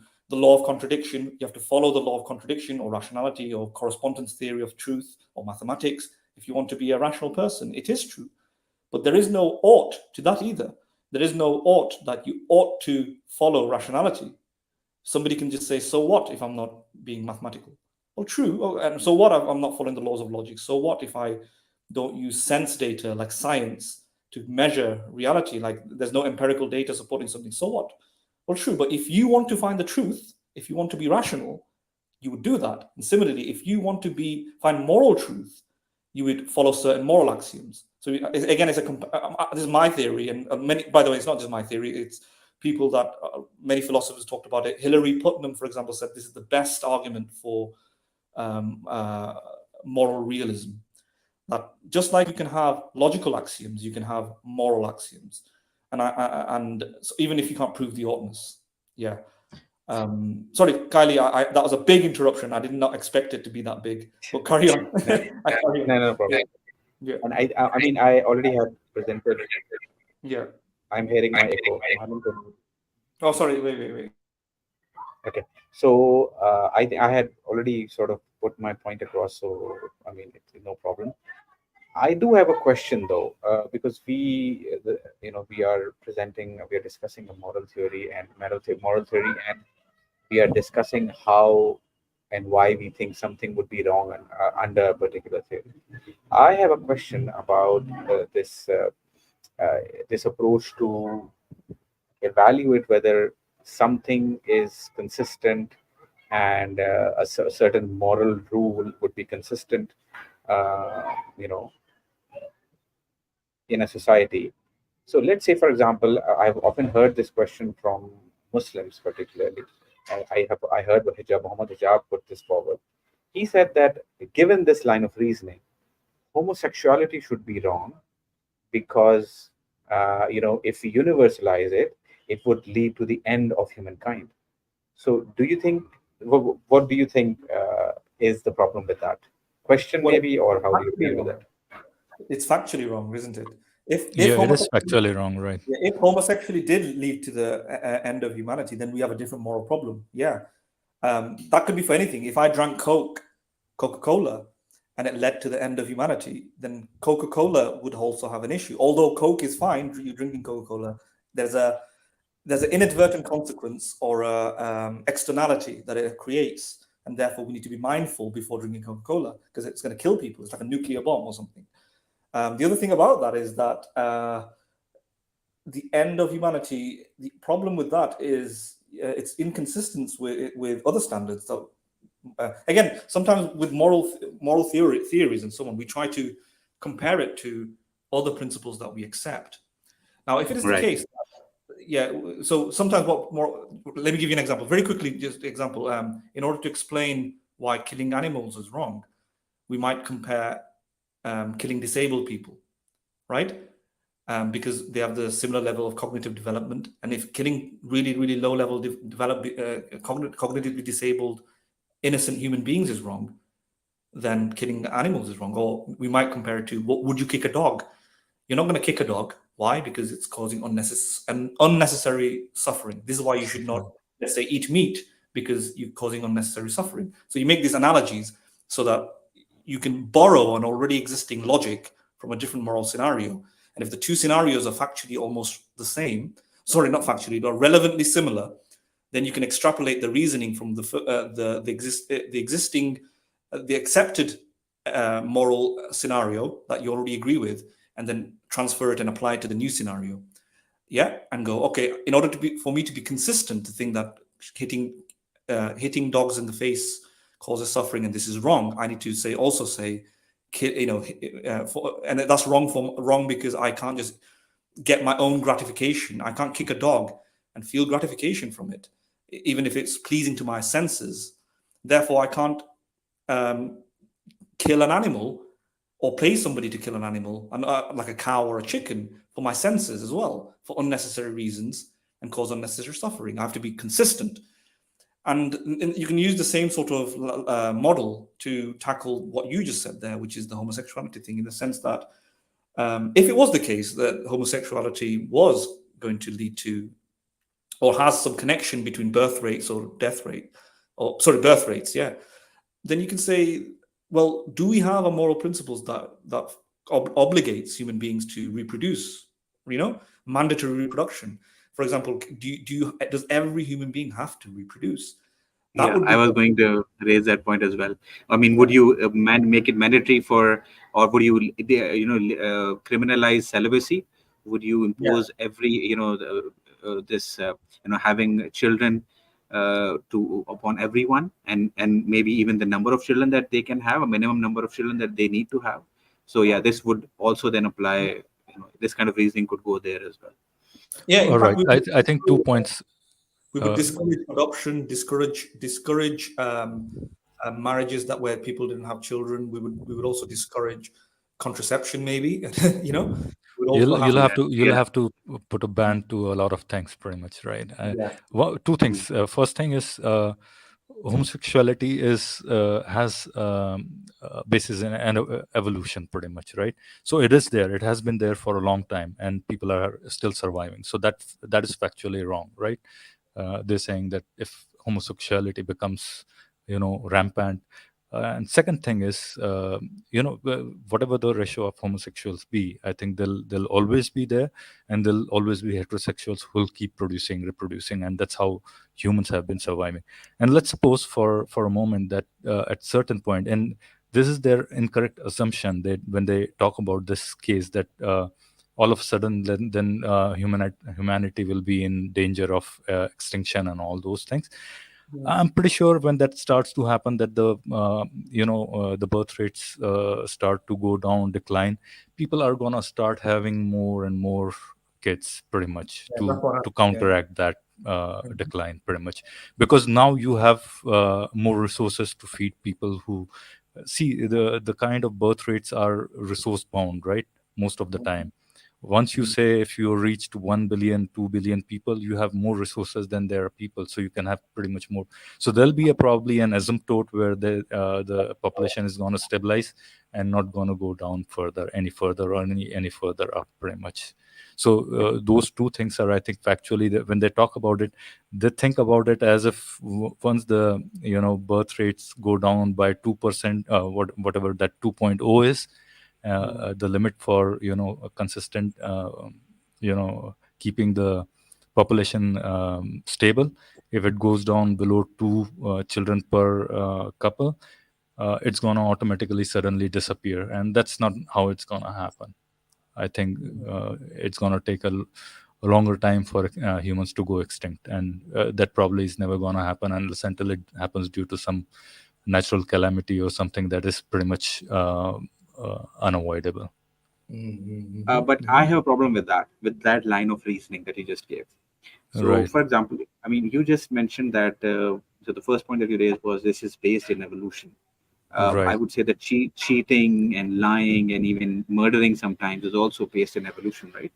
Because some within the society, some people are bound to cheat, to deceive, to be way more selfish than others, right? To not be that compassionate. But would, because of that, would you make murdering legal? Because you would say no, even if you make it legal, everybody is not going to murder each other, so it's fine. Or I think everybody I is not think going you to have steal. to you have to You understand? think through why those things were happening at that time. I mean, cheating was I don't think cheating has any evolutionary basis, right? I don't think I so. would, But I if think there It does. consider It, the Mahadan I want think to, it does. huh? Yeah, it yeah. does. Cheating probably It has does. a evolutionary basis. Yeah.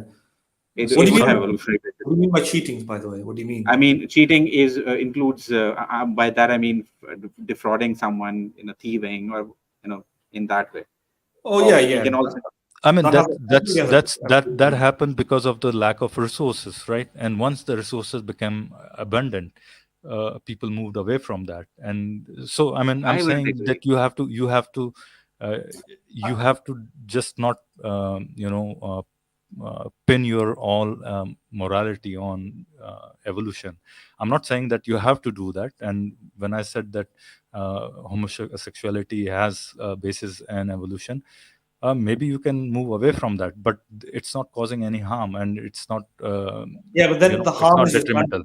harm is It's not just detrimental to society, right? I yeah. mean, if it would become detrimental once 100% of the population becomes homosexual, right? And even then you can argue that you have IVFs and all those things, and you can still keep producing. And then there is a very different question to be asked: how would two gay men would raise kids, and all those other problems, basically. But I mean, I agree to your point in a sense that not necessarily you have to have all these evolutionary relics. You have to incorporate them as is into today's society. You see the point I'm trying to make, right? Yeah, but the Yes. point that you made there would mean that it's the harm principle that's doing the adjudication as to determining Right. what is moral and what is not. It's not evolution.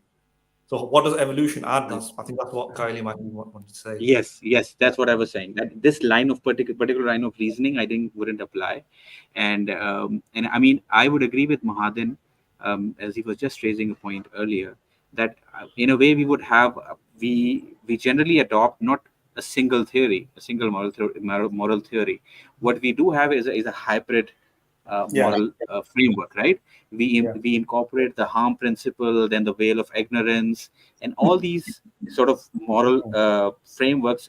We incorporate them within a large or a broader moral theory, which is generally adopted by even when we I would say that it without even saying it out loud, that is how society actually automatically structures itself, generally speaking. It's just that these theories are sort of formulating them, or sort of uh, formalizing them in most cases, if you note.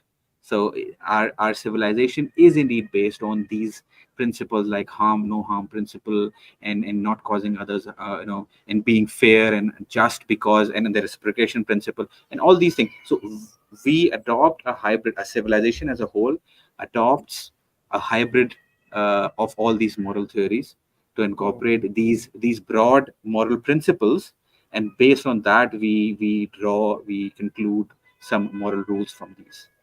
No, I agree. I totally agree. But see, the what is the most fundamental principle behind all these? Survival, right? Right. Before survival, would you consider anything else before survival? Most likely uh, not, right? yeah, of course not. Yeah, but that's Right. not So what. Yes, But the fact that you have an impulse to survival is not part. I yeah, don't know what you mean though. What that's not part of the moral theory, is it? I yeah, mean, it might be no, a I'm not consequence of. saying that that's the part of the moral theory. But where do you build up your moral theory based on uh, okay, harm principle is one, deontology is one, virtue ethics is one, right? Why? What is the root of those things? Isn't survival one of the roots of those? Not necessarily. Even Yeah. if you know So you're if you not. don't survive, you don't have any basis to have these moral theories, do you? Or I mean, but the point is that if you'll take survival as the golden, that as the only basis of your morality, I don't think that would work, because that is not the only basis. What we need to incorporate is a few more basic principles. For example, surviving would be one, but then general well-being, as well as surviving within a civilization, because our so well-being is general maximized well-being also within living within a society in generally, for humans. right, right, right. But general So if you well-being is also hinges upon the survival, right? What do you mean? What you mean, Philo, is that what do you mean, Philo, is that survival is probably going to be one aspect, obviously. Well, Right. I'm saying it's going to be well, primary under aspect of well-being, it. under well-being, survival is one facet, but it's not. Well, it's not the It's the only. yes, primary. It's the primary yes. facet. It's the primary facet. I'm saying. I mean, you could survive on a ventilator, right? But that is not how you would like to Yeah, survive. it's a bit too crude. No, I but know I it's mean, crude. It's a bit too crude on its own. What you mean is that, um, look, if you're going to preserve this well-being of people, and that's part of your morality, then you're not going to harm other people. And yes, that's because if you harm somebody, that hinders their prospects of life, and therefore survival is an issue there. And furthermore, if there are hundreds of people and we're all doing things, and collectively whatever we're doing is hindering our survival, then we're harming each other. Yeah, you can do it like that and have a theory that takes survival into account, because ultimately your health, the reason why you want to be healthy, the reason why you don't want to harm others, is because it impacts their survival. But right. the way you just, in that sense, yeah, that's fine. But the way you just think survival, it does sound like almost like an ethical egoism, right? Like it's about your survival, in which case you can kill people to survive. So on its Yeah. own, I can't say it's like the No, only but best way see, to survive. yeah. I mean, I think we are going into two different Yeah. extremes. I think. Okay. So when I'm talking about survival, I think it's not. Isn't it an issue when somebody comes to kill me? I'm allowed to defend myself, right? Basically, that's what I'm Of saying, course, right? it is. And Of course, is it it is. moral or immoral to kill that person who's trying to kill me? Is the question, right? So I'm saying survival. I'm not saying I'll go and willy-nilly kill somebody just because, for no reason, right? Yeah. So that's not the kind of survival I'm talking about, right? Okay. I'm only talking about survival where I have enough resources, particularly to survive. And if a good society gives me that kind of a survival and chances of survival, yeah, I'll go for it. And probably my moral basis becomes that reason and that society. And maybe I don't know what it is called, contractarianism. Maybe I don't know, but that's the kind of basis I'm saying for a fundamental facet of my my moral principle. I'm sure I'm not clear, right? Yeah, I don't think why that one thing should be the basis. I think you can have lots of things, and I think that's more of a consequence of accepting certain axioms. Morality is to do with how we treat others, and how we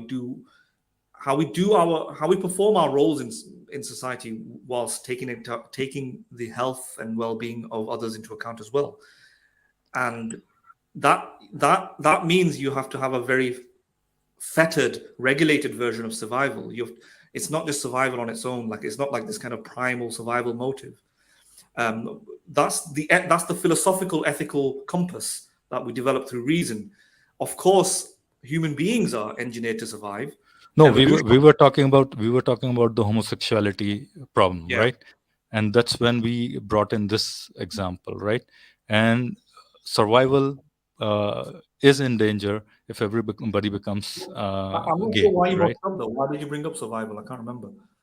No, I'm saying that once How do you it relate happens that to. to this So homosexuality point that I all was I'm raising? saying is, if that happens to be the case, let's say everybody becomes gay. The problem started with this problem, right? Everybody becomes gay. I'm saying your survival is still not in question, and so the problem of saying that everybody becomes gay is a problem. It's not a problem, because you can still have kids with IVFs and all those things. I think we should move away from this. Oh, We okay. digressed a So lot so then further so then away I from. think, yeah, I think, I mean, if I try to put it in a slightly different way, is that Right. you're saying that this is factually incorrect, and I agree with you that homosexuality can, even if everybody becomes homosexual, it would not lead to the end of humankind, because now, particularly in today's world, now it might have led to the end of human species if this would have happened a bit earlier. But in today's world, we have such technologies where we can have children, let's say through surrogate mothers, or Right, we can right. adopt children which are Artificial already womb. there. Yeah, Artificial IVF womb. or artificial womb. Yeah, that might be a possibility very soon. So all these technologies would help us to not be harmed in any way by even if homosexuality becomes rampant throughout society, if everyone Right. becomes I gay. agree. I So agree. yeah, I agree with you. So yeah, I totally agree with that point. I agree. Okay, Madin, you want to add something? If you mean Philo, there should be a communitarian imperative as well, where it's not merely individual harms that we're measuring harms in aggregate, and things that can be an impediment to society affects there's a continuation of the human species. Well, that is a moral imperative that we do all the time, right? It's one of the reasons why war might be justified in certain circumstances. If somebody's attacked, the homosexuality situation where it might have an existential threat against the human species is very similar to another country waging war upon you, right? And in those circumstances, the moral rule, the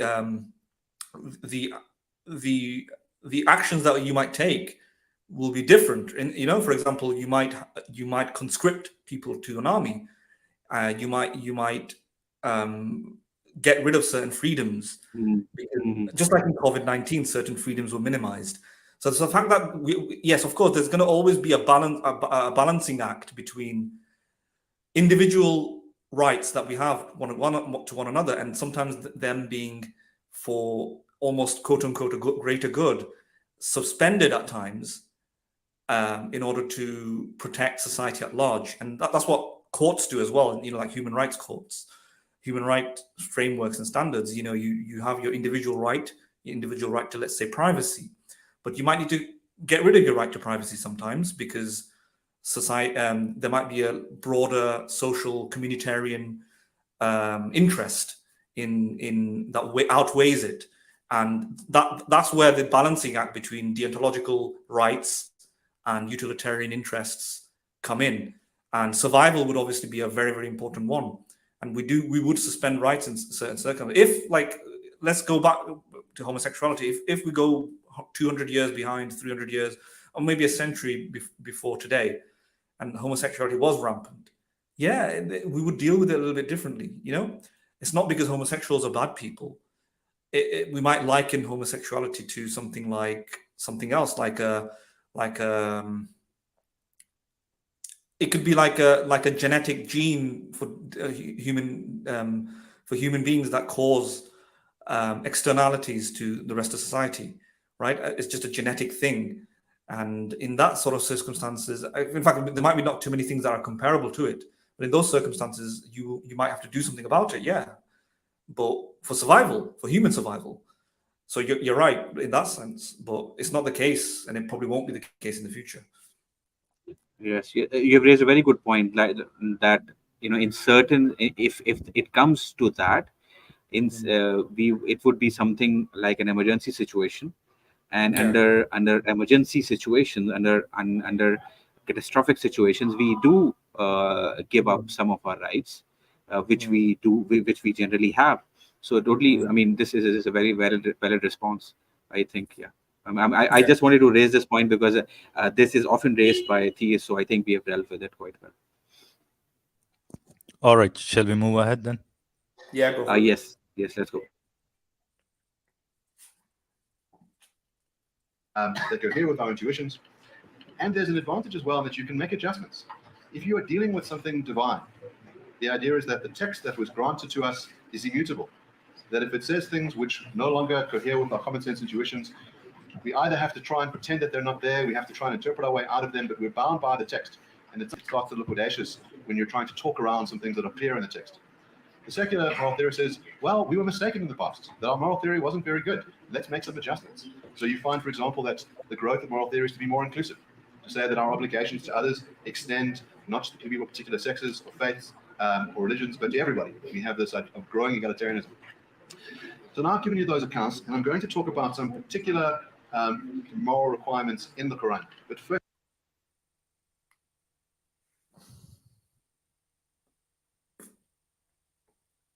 what happened, Milo? Sorry, I was talking while mute. So I was wondering if you guys want to go further into this opening statement.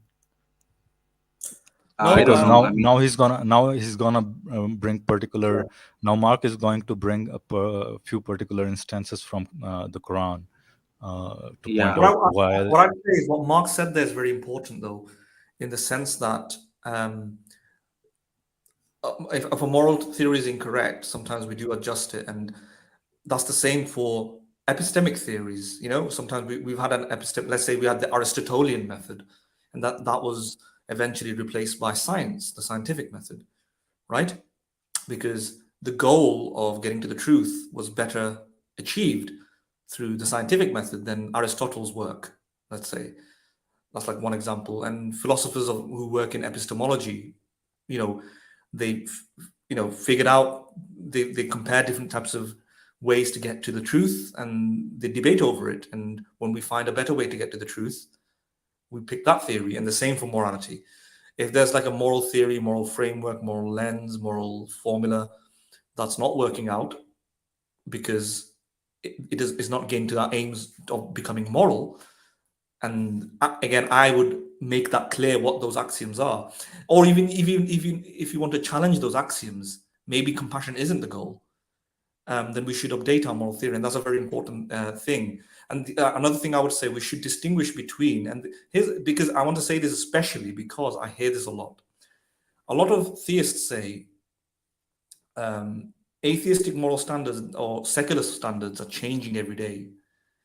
Today is this, tomorrow it can be something else, right? They're changing it like they're changing their clothes or something. It's like what's the current fad or what's the current fashion.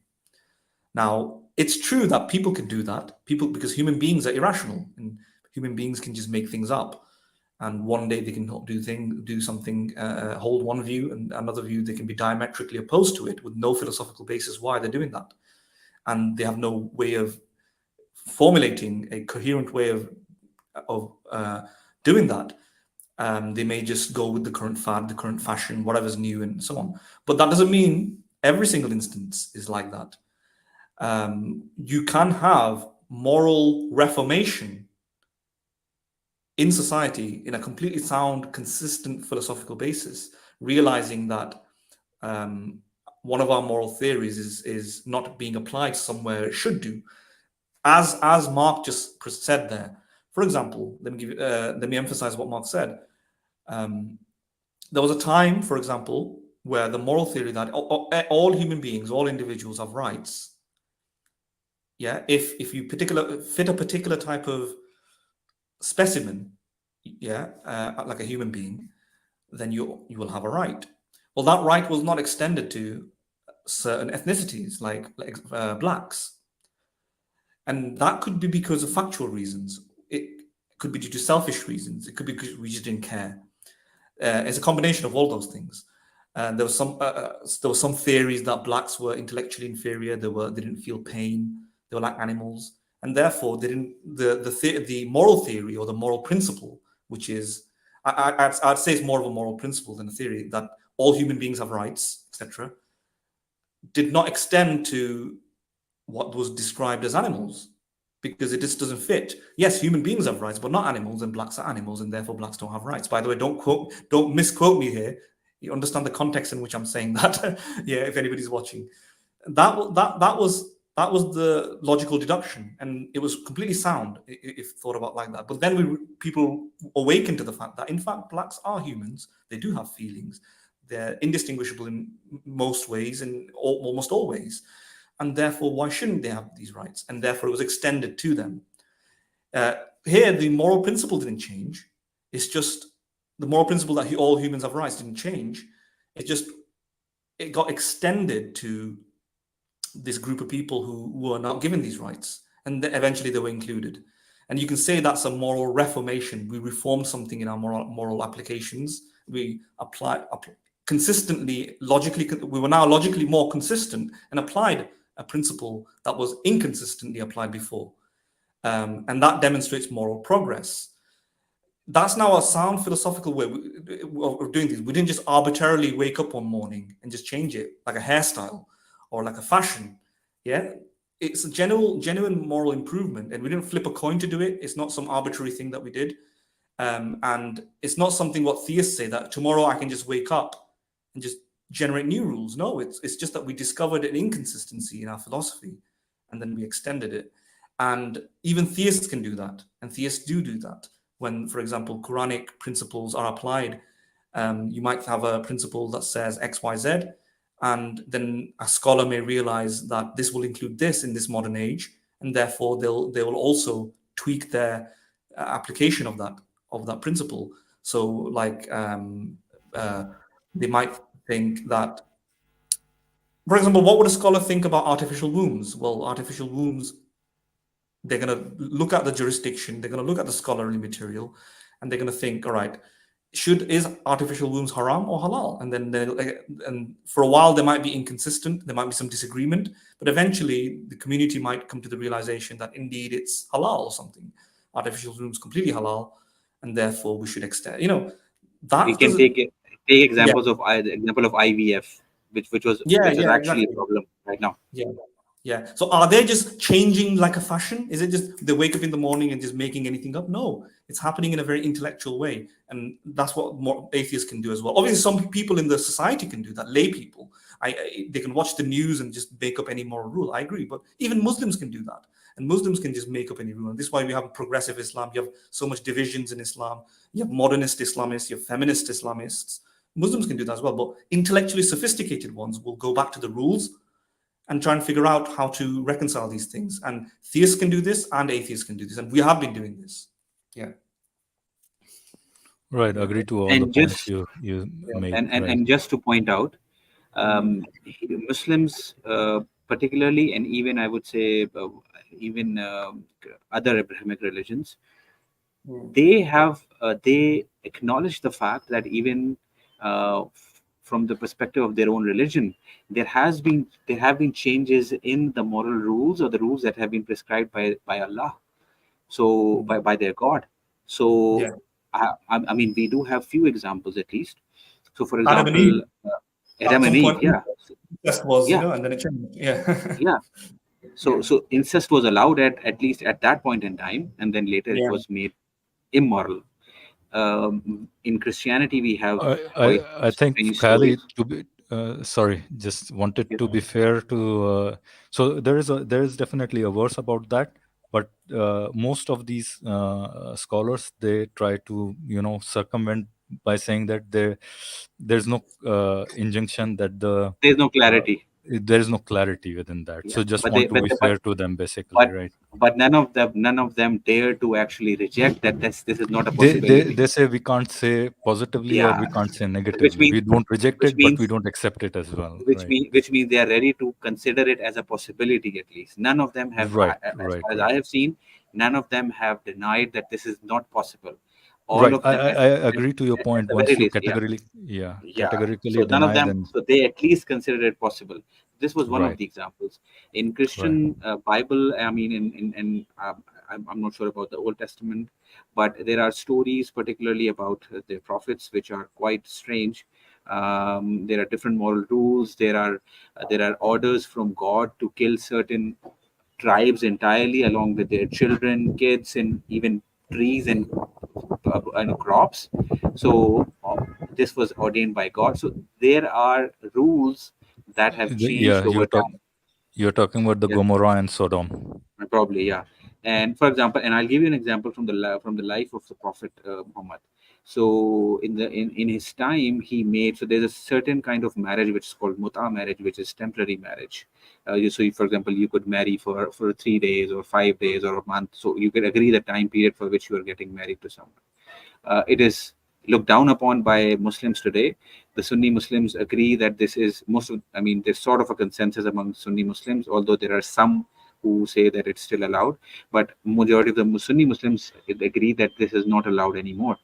And what they say is, and according to a hadith in Bukhari, mut'a was made haram, and then for during a particular war, probably as Khyber, or I don't know, I don't remember the exact war that was the battle that was happening at the time. At that particular battle, Prophet Muhammad made our marriage halal for 3 days and then made it haram again.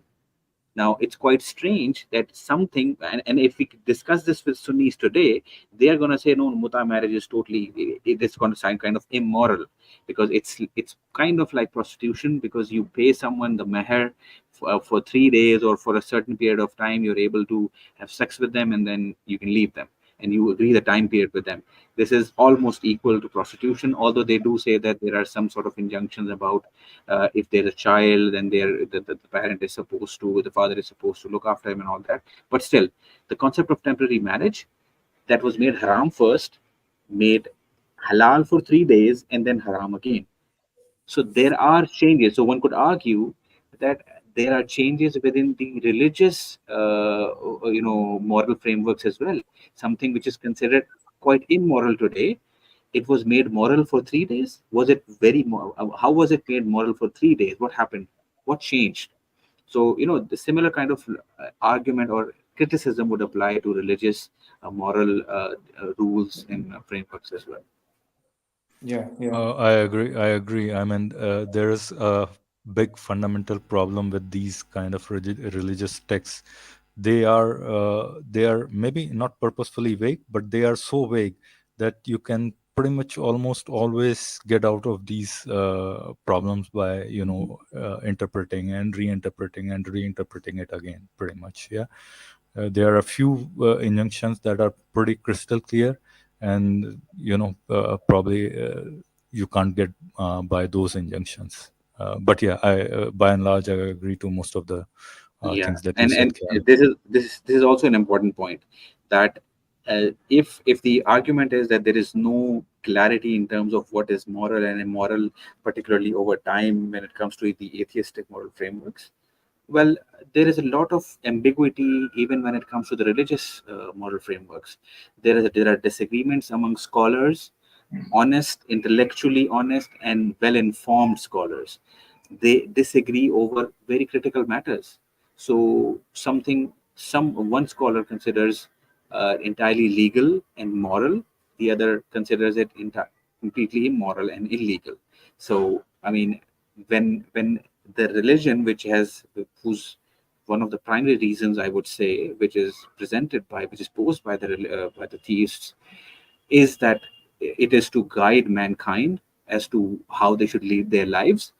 The kind of ambiguity that is there in the religious text, in their traditions, it kind of defeats the purpose, because there is so much ambiguity and there are so many disagreements that the entire purpose of sending a guidance, it fails, because it comes down to human intellect and how human interpret those particular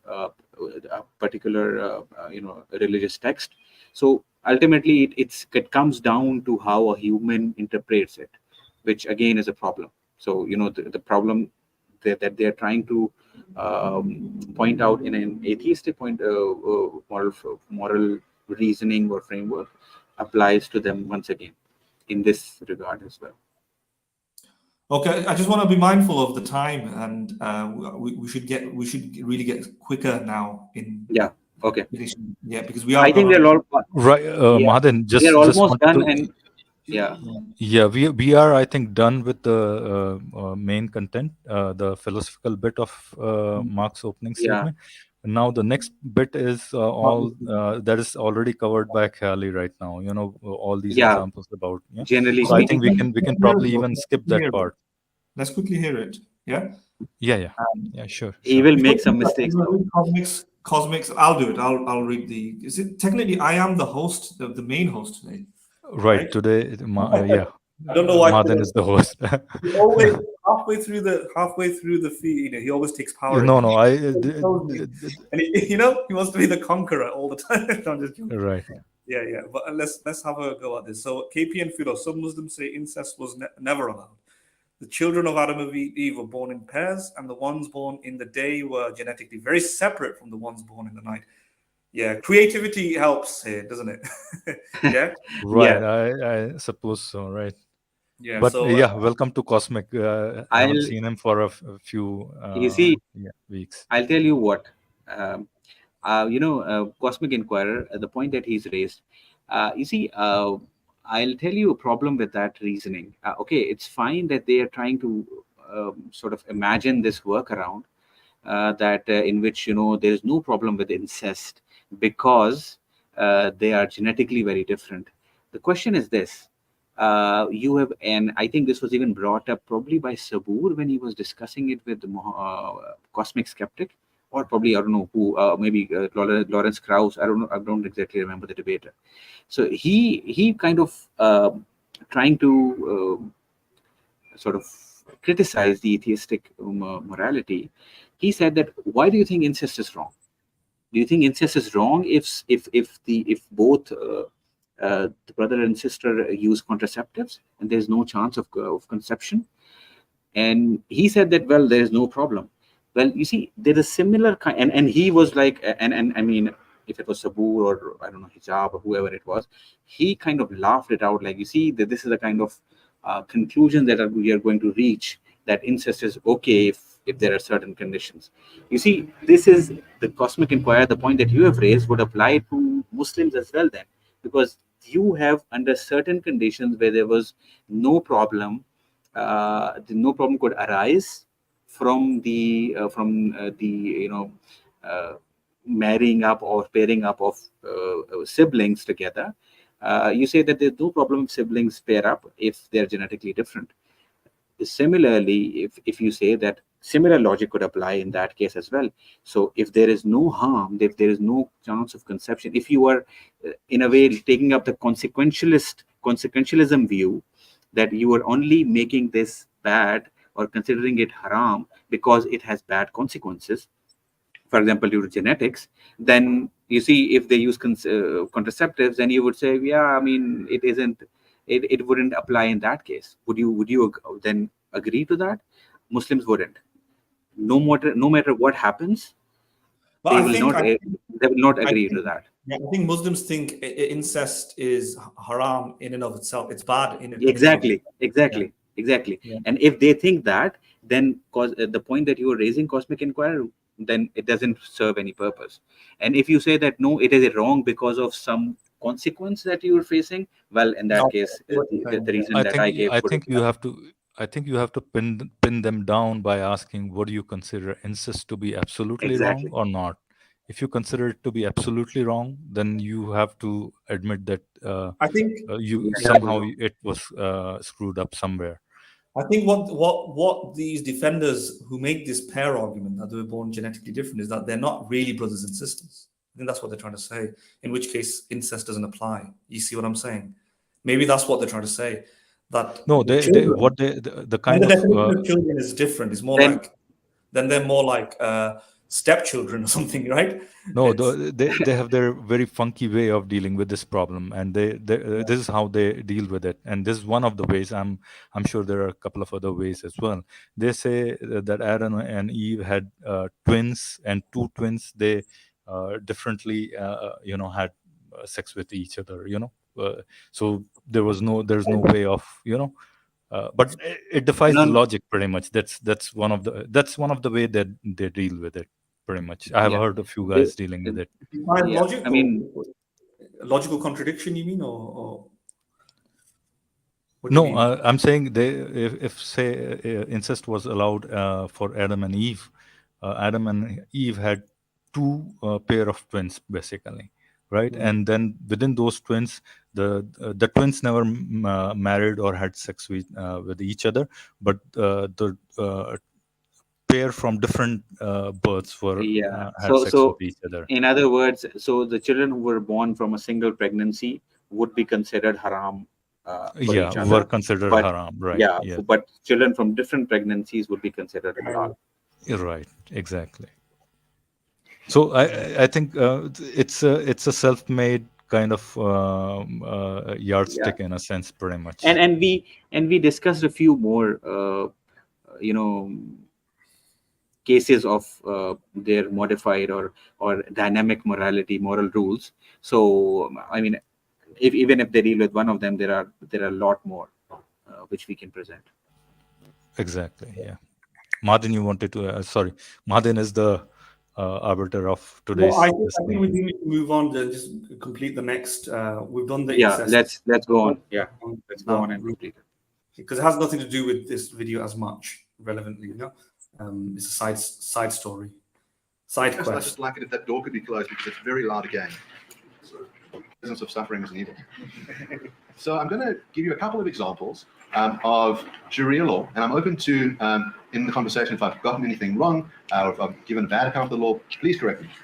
Let's start with the idea of being an apostate, the idea that if you're a Muslim, that you have an obligation to stay in the faith, not leave the faith, and not to rebuke the faith. Now, one of the most well-known apostates, or those accused of being apostate, was Salman Rushdie. Rushdie wrote the book Islamic Verses in 1989.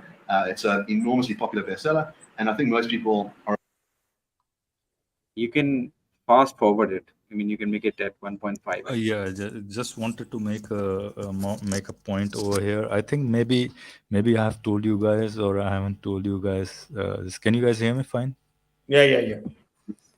So just wanted to add one point that I met Salman Rushdie back in my days, basically. So just wanted to point out, and he was one of the what do you say? He inspired me to do. Yeah, he was one of my inspirations to do this activism.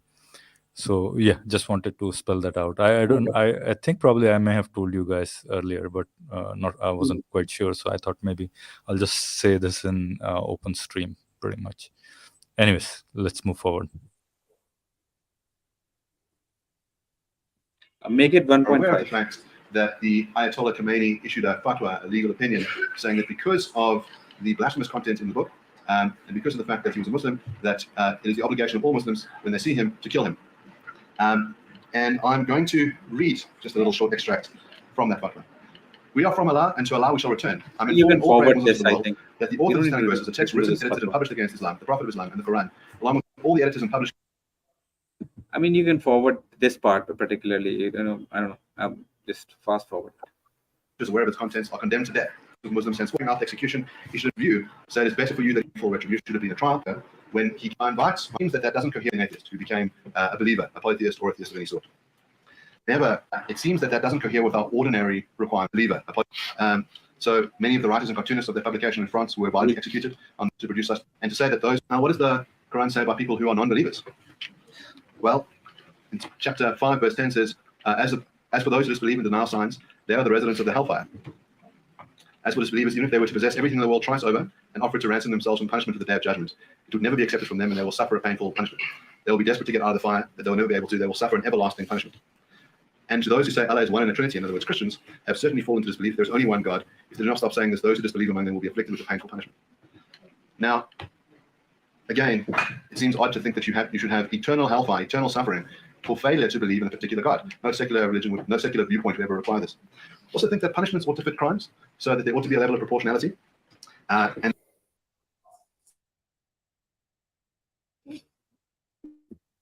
wearing my skull cap right now here, and I'm asking, no atheist would do that. Didn't Pol Pot do the same thing? Didn't Hitler do the same thing? Didn't what was his name? Mao Zedong do the same thing? He isn't wording. His wordings aren't. I mean, the way he's putting the argument isn't quite good. No. I'm just being one of those Muslims who's probably not so well versed with what he's saying. Pretty much. He's right. I mean, the hat you're wearing, and the person that you're being right now, I think I would agree with you that this is not the case, that no one would agree with that. People have committed such crimes. Secular people, atheists, have done such crimes. we disagree with them. That's all. I mean, I don't agree with the exact statement that Mark just made. Right. That's exactly true. Right. Madan, you want to add something? Shall we move on?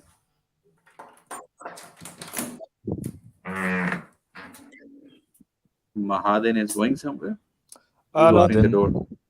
no. It's, I was getting bad reception. Okay. Yeah. I was getting bad reception you where I can- was, so I just moved out of that place. Can you hear me? Yeah. yeah. Shall we move forward? Very clearly. Hello? Yes, I think we should move on. Yes. I think there's So- a bit of a delay on my end. I Chapter 5. can't hear you guys properly. If you can hear me, I I can't can- hear you properly. Can you hear us? And it's Mahadan? not due to sound. It's more to do with there's a disruption. All right. I think maybe you have a weak signal or something. Probably. I don't know. Possibly. There's a bit of a delay. You can What I'd continue. Yeah, suggest is there that is you a guys delay, continue. yeah. I Let can me sense get that. out and I'll I come can back. sense- Yeah, I can sense there Yeah? is a delay. Yeah. Yes. Okay. So Philo, you continue. I'm Right. gonna go and come back. So if you can hear me, I'm gonna go and come back. Sure. Verse 33 says, the penalty for those who wage war against the law and his messenger and spread mischief in the land is death, crucifixion, cutting off their hands and feet on opposite sides, or exile from the land. This penalty is a disgrace for them in this world, and they will suffer a tremendous punishment in the hereafter. The commentary says that in the case of armed robbery, offenders' right hands and left feet are to be cut off. Now, there are some circumscribed ways in which these penalties will be imposed, that you should have people who can testify, who can prove it, things you might expect in a court of law. But I would think that no moral court system would impose your hands being cut off for the crime of theft. We can all accept that theft is wrong, but it must be proportional punishment. In other words, maybe if you get a custodial sentence, maybe. Callie, what do you think of this statement? I mean, I do agree to his point, but he hasn't given a compelling reason, right? Why would Yes, this exactly. be wrong? I mean, exactly. He's not putting the argument in a very In good the most way. compelling manner, I would Yeah. say. I mean, if you want to raise the point of proportionality, you should. I mean, it was a good point of discussing how eternal hell makes sense for a finite crime, for anything that a human being can do. It cannot have an infinite effect. So therefore, any wrongdoing that a person does is finite, and therefore no finite crime should be punishable by an infinite suffering, right? Suffering, So punishment, that rather. makes sense. Yeah. As regards to the worldly rulings that we have over here, he says that proportionality should be considered because cutting the hands and legs is quite brutal. Again, yes, it is brutal from our standards, but it is very subjective. I don't know. I mean, you could say that Right. it is I very mean, brutal, exactly the thought I am having on this, right? basically. But yeah, it's because- very subjective. You cannot It's- argue on behalf of that. So this argument is exactly similar to the argument that Muslims give us, that incest is evil. It's like, I just don't feel Yeah. good about this. Give us a reason, right? And that's what It's is innately happening wrong. right here. Yeah. Why do you think that cutting off hands and feet is wrong? I mean, we do agree that it is wrong, but yeah. Madan, welcome back. Yeah. Can you hear me? Yes, better. Oh, were you having problems as well hearing me? No. We are not having problem. Now you're sounding better. Now there's no delay. Is there Okay. any delay, man? Okay. Oh no, I don't think so. Yeah. Yeah. Philo, let's continue, right? Right. Let's close this. Yeah. Maybe you think are fine, but having your hands removed seems disproportionate. Now, with regards to sexual ethics, there are some further problems. Chapter 24:2 says, as for female and male fornicators, give each of them 100 lashes, and do not let pity for them to make you lenient in enforcing the law of Allah. If you truly believe in Allah and the last day, let a number of believers witness their punishment. Now, what about having sex with a woman while she's menstruating? The commentary on it's 4:16 says that one who goes into a woman in menstruation, or in an anus, or goes to a soothsayer and accepts his statement relating to unknown, then such people have rejected what is revealed to Muhammad. As for a fixed punishment for this evil act, there is a difference of opinions among Muslim jurists, details of which are available in the books of fiqh. Nevertheless, the nature of such punishments reported by them is as severe as it can be, such as burning into fire, bashing under a wall, felled over, throwing down from a height, stoning, and beheading with the sword. Now, what about homosexuality? Well, again, this is condemned, and the idea is that it is deserving of death. Now, it's not just theoretically deserving of death, that it is practiced in a number of countries that have Sharia law, that gay people are executed. Now, one line is to say, well, it's okay to be gay, you just have a problem with the act of homosexuality. But a secular account of morality is going to say, well, have you caused anyone to suffer by engaging in a consensual act of homosexual sex? No. Have you violated any rights? No.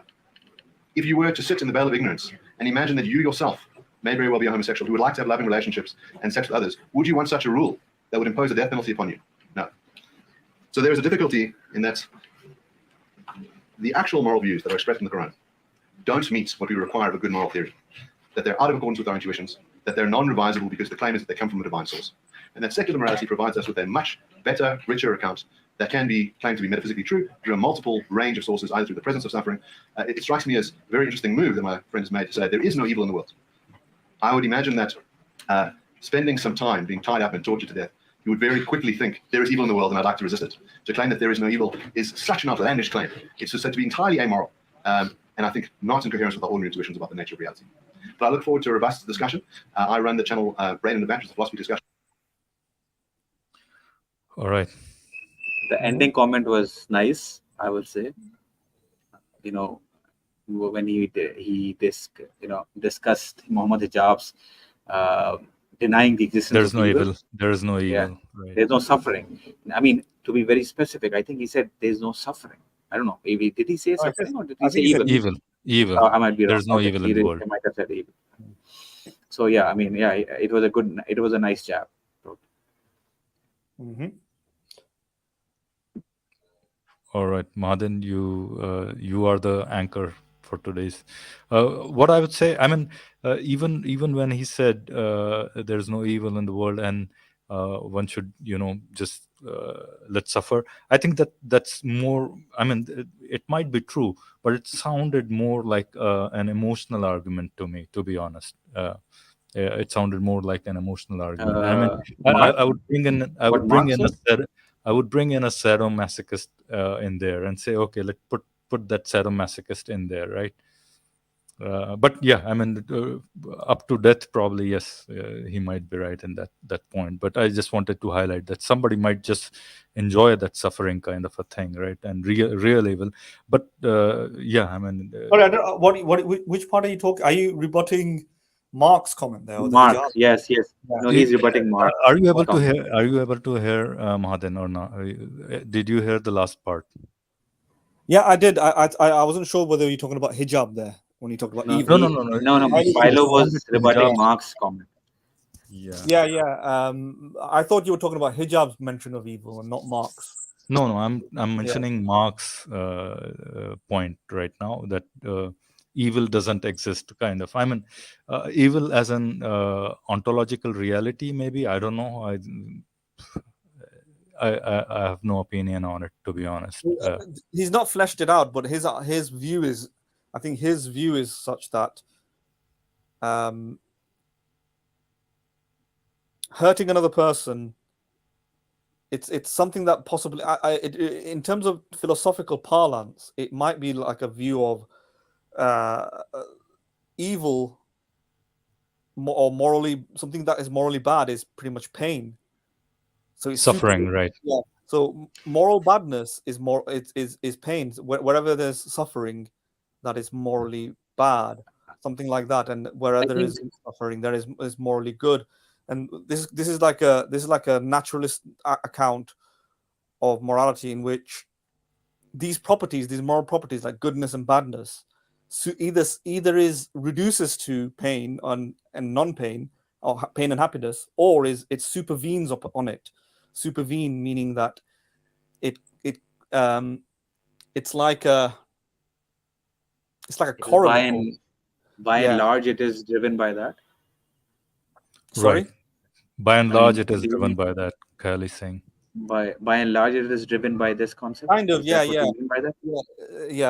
So that's like a very popular philosophical view in order to try and reduce or find evil in the world.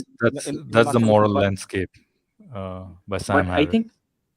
I think what we can all agree on is, I mean, at least if we say evil exists, at least needless suffering would be considered evil.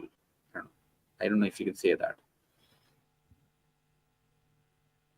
It doesn't have to be exclusively, we don't have to equate evil with needless suffering, but we can at least probably say that needless suffering is at least, if anything is evil, well, at least needless suffering is evil. Okay, let me wear the skull cap back again. Okay, and here's a question: what do you mean by needless? Right? When you talk about needless, uh, of course you are saying needless from your perspective. Somebody says Allah knows best, right? That zebra who's been attacked from the behind by a lion and left to suffer and die. That's a factual. There is a reason for it, and you don't know it. Allah knows best, right? No, but that has nothing to do with the situation. Then that won't be needless suffering. Yeah, but you see what I'm saying? That just No, you're but right. what is needless? That's what I'm asking. What are the examples of needless?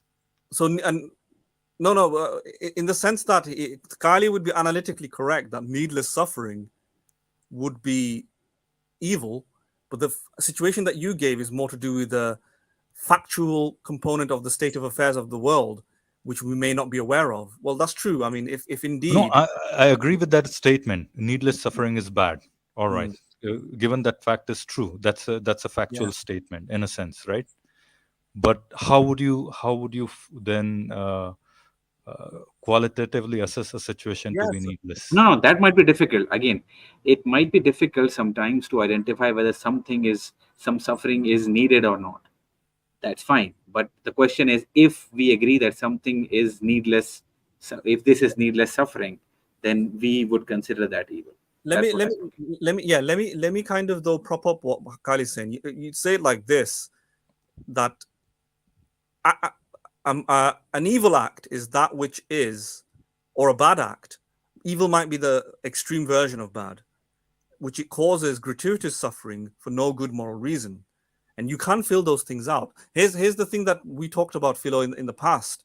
The fact that you can find gray areas or difficult problems in certain situations does not mean we cannot find multiple clean areas or certain areas. Right. Remember, we talked like you might say, this is rocks are morphological structures. A rock. What's the definition of a rock? Obviously, there's going to be situations where we don't know whether this is a stone, is it a piece of mud, is it a rock? But then there are clear cases of what is a rock.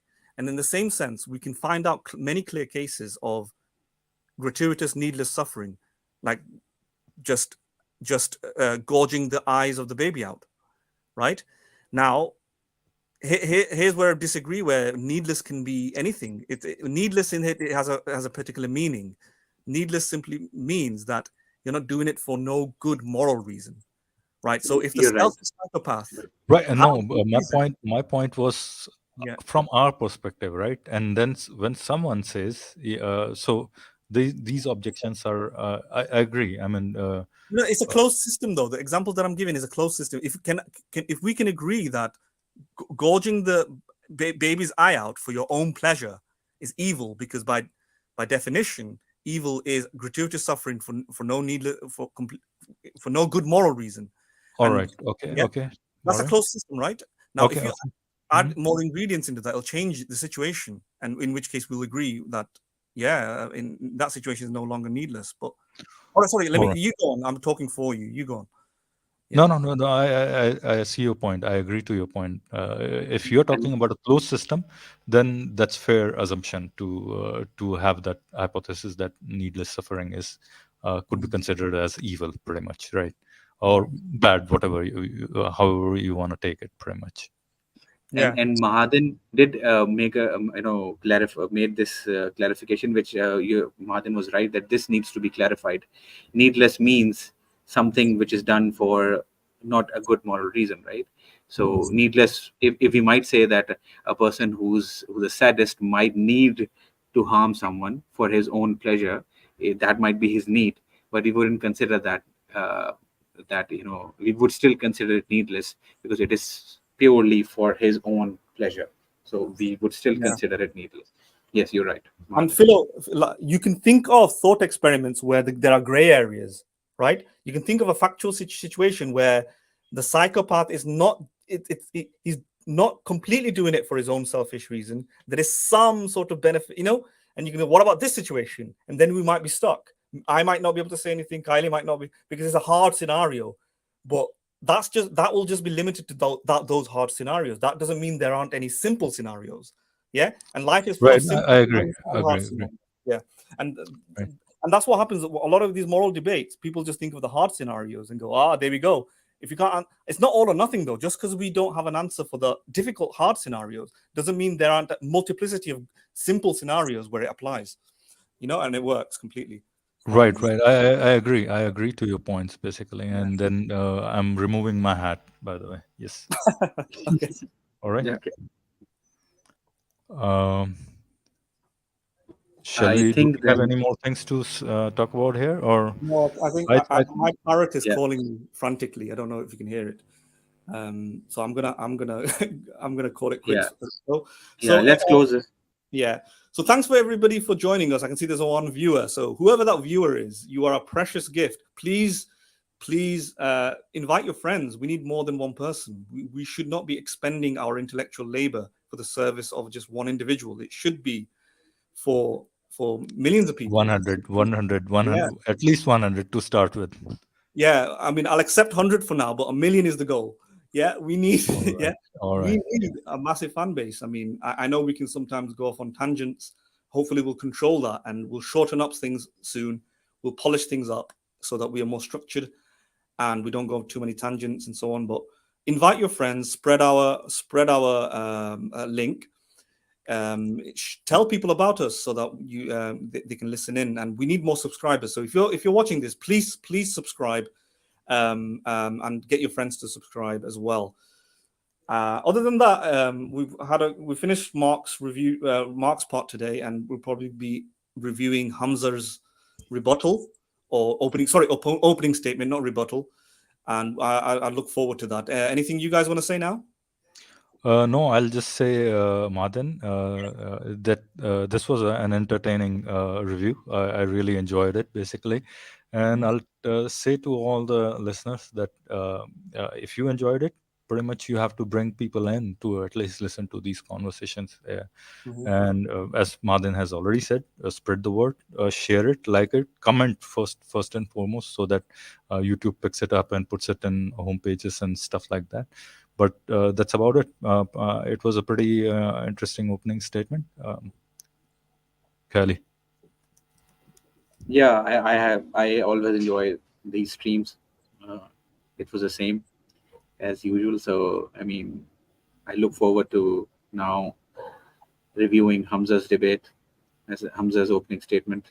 So let's hopefully our audience will increase. Let's hope that as Mahadan and Philo said, spread this channel, spread the share this video with others. We are trying to give spend this time, we give our views, we try to present our arguments in the best way that we can, and hopefully you guys are enjoying it, whoever listens to these videos. So if you do enjoy the video, please share it with others so that they can enjoy it as well. Yeah, that's great. So we'll probably be back in a week or so to review the next part. So everybody, you guys have a good time, and Philo and Kylie, let's end the stream here. We'll be at backstage to discuss things. We'll be planning the next stream and so on. But for everybody's watching, goodbye from us. All right, goodbye.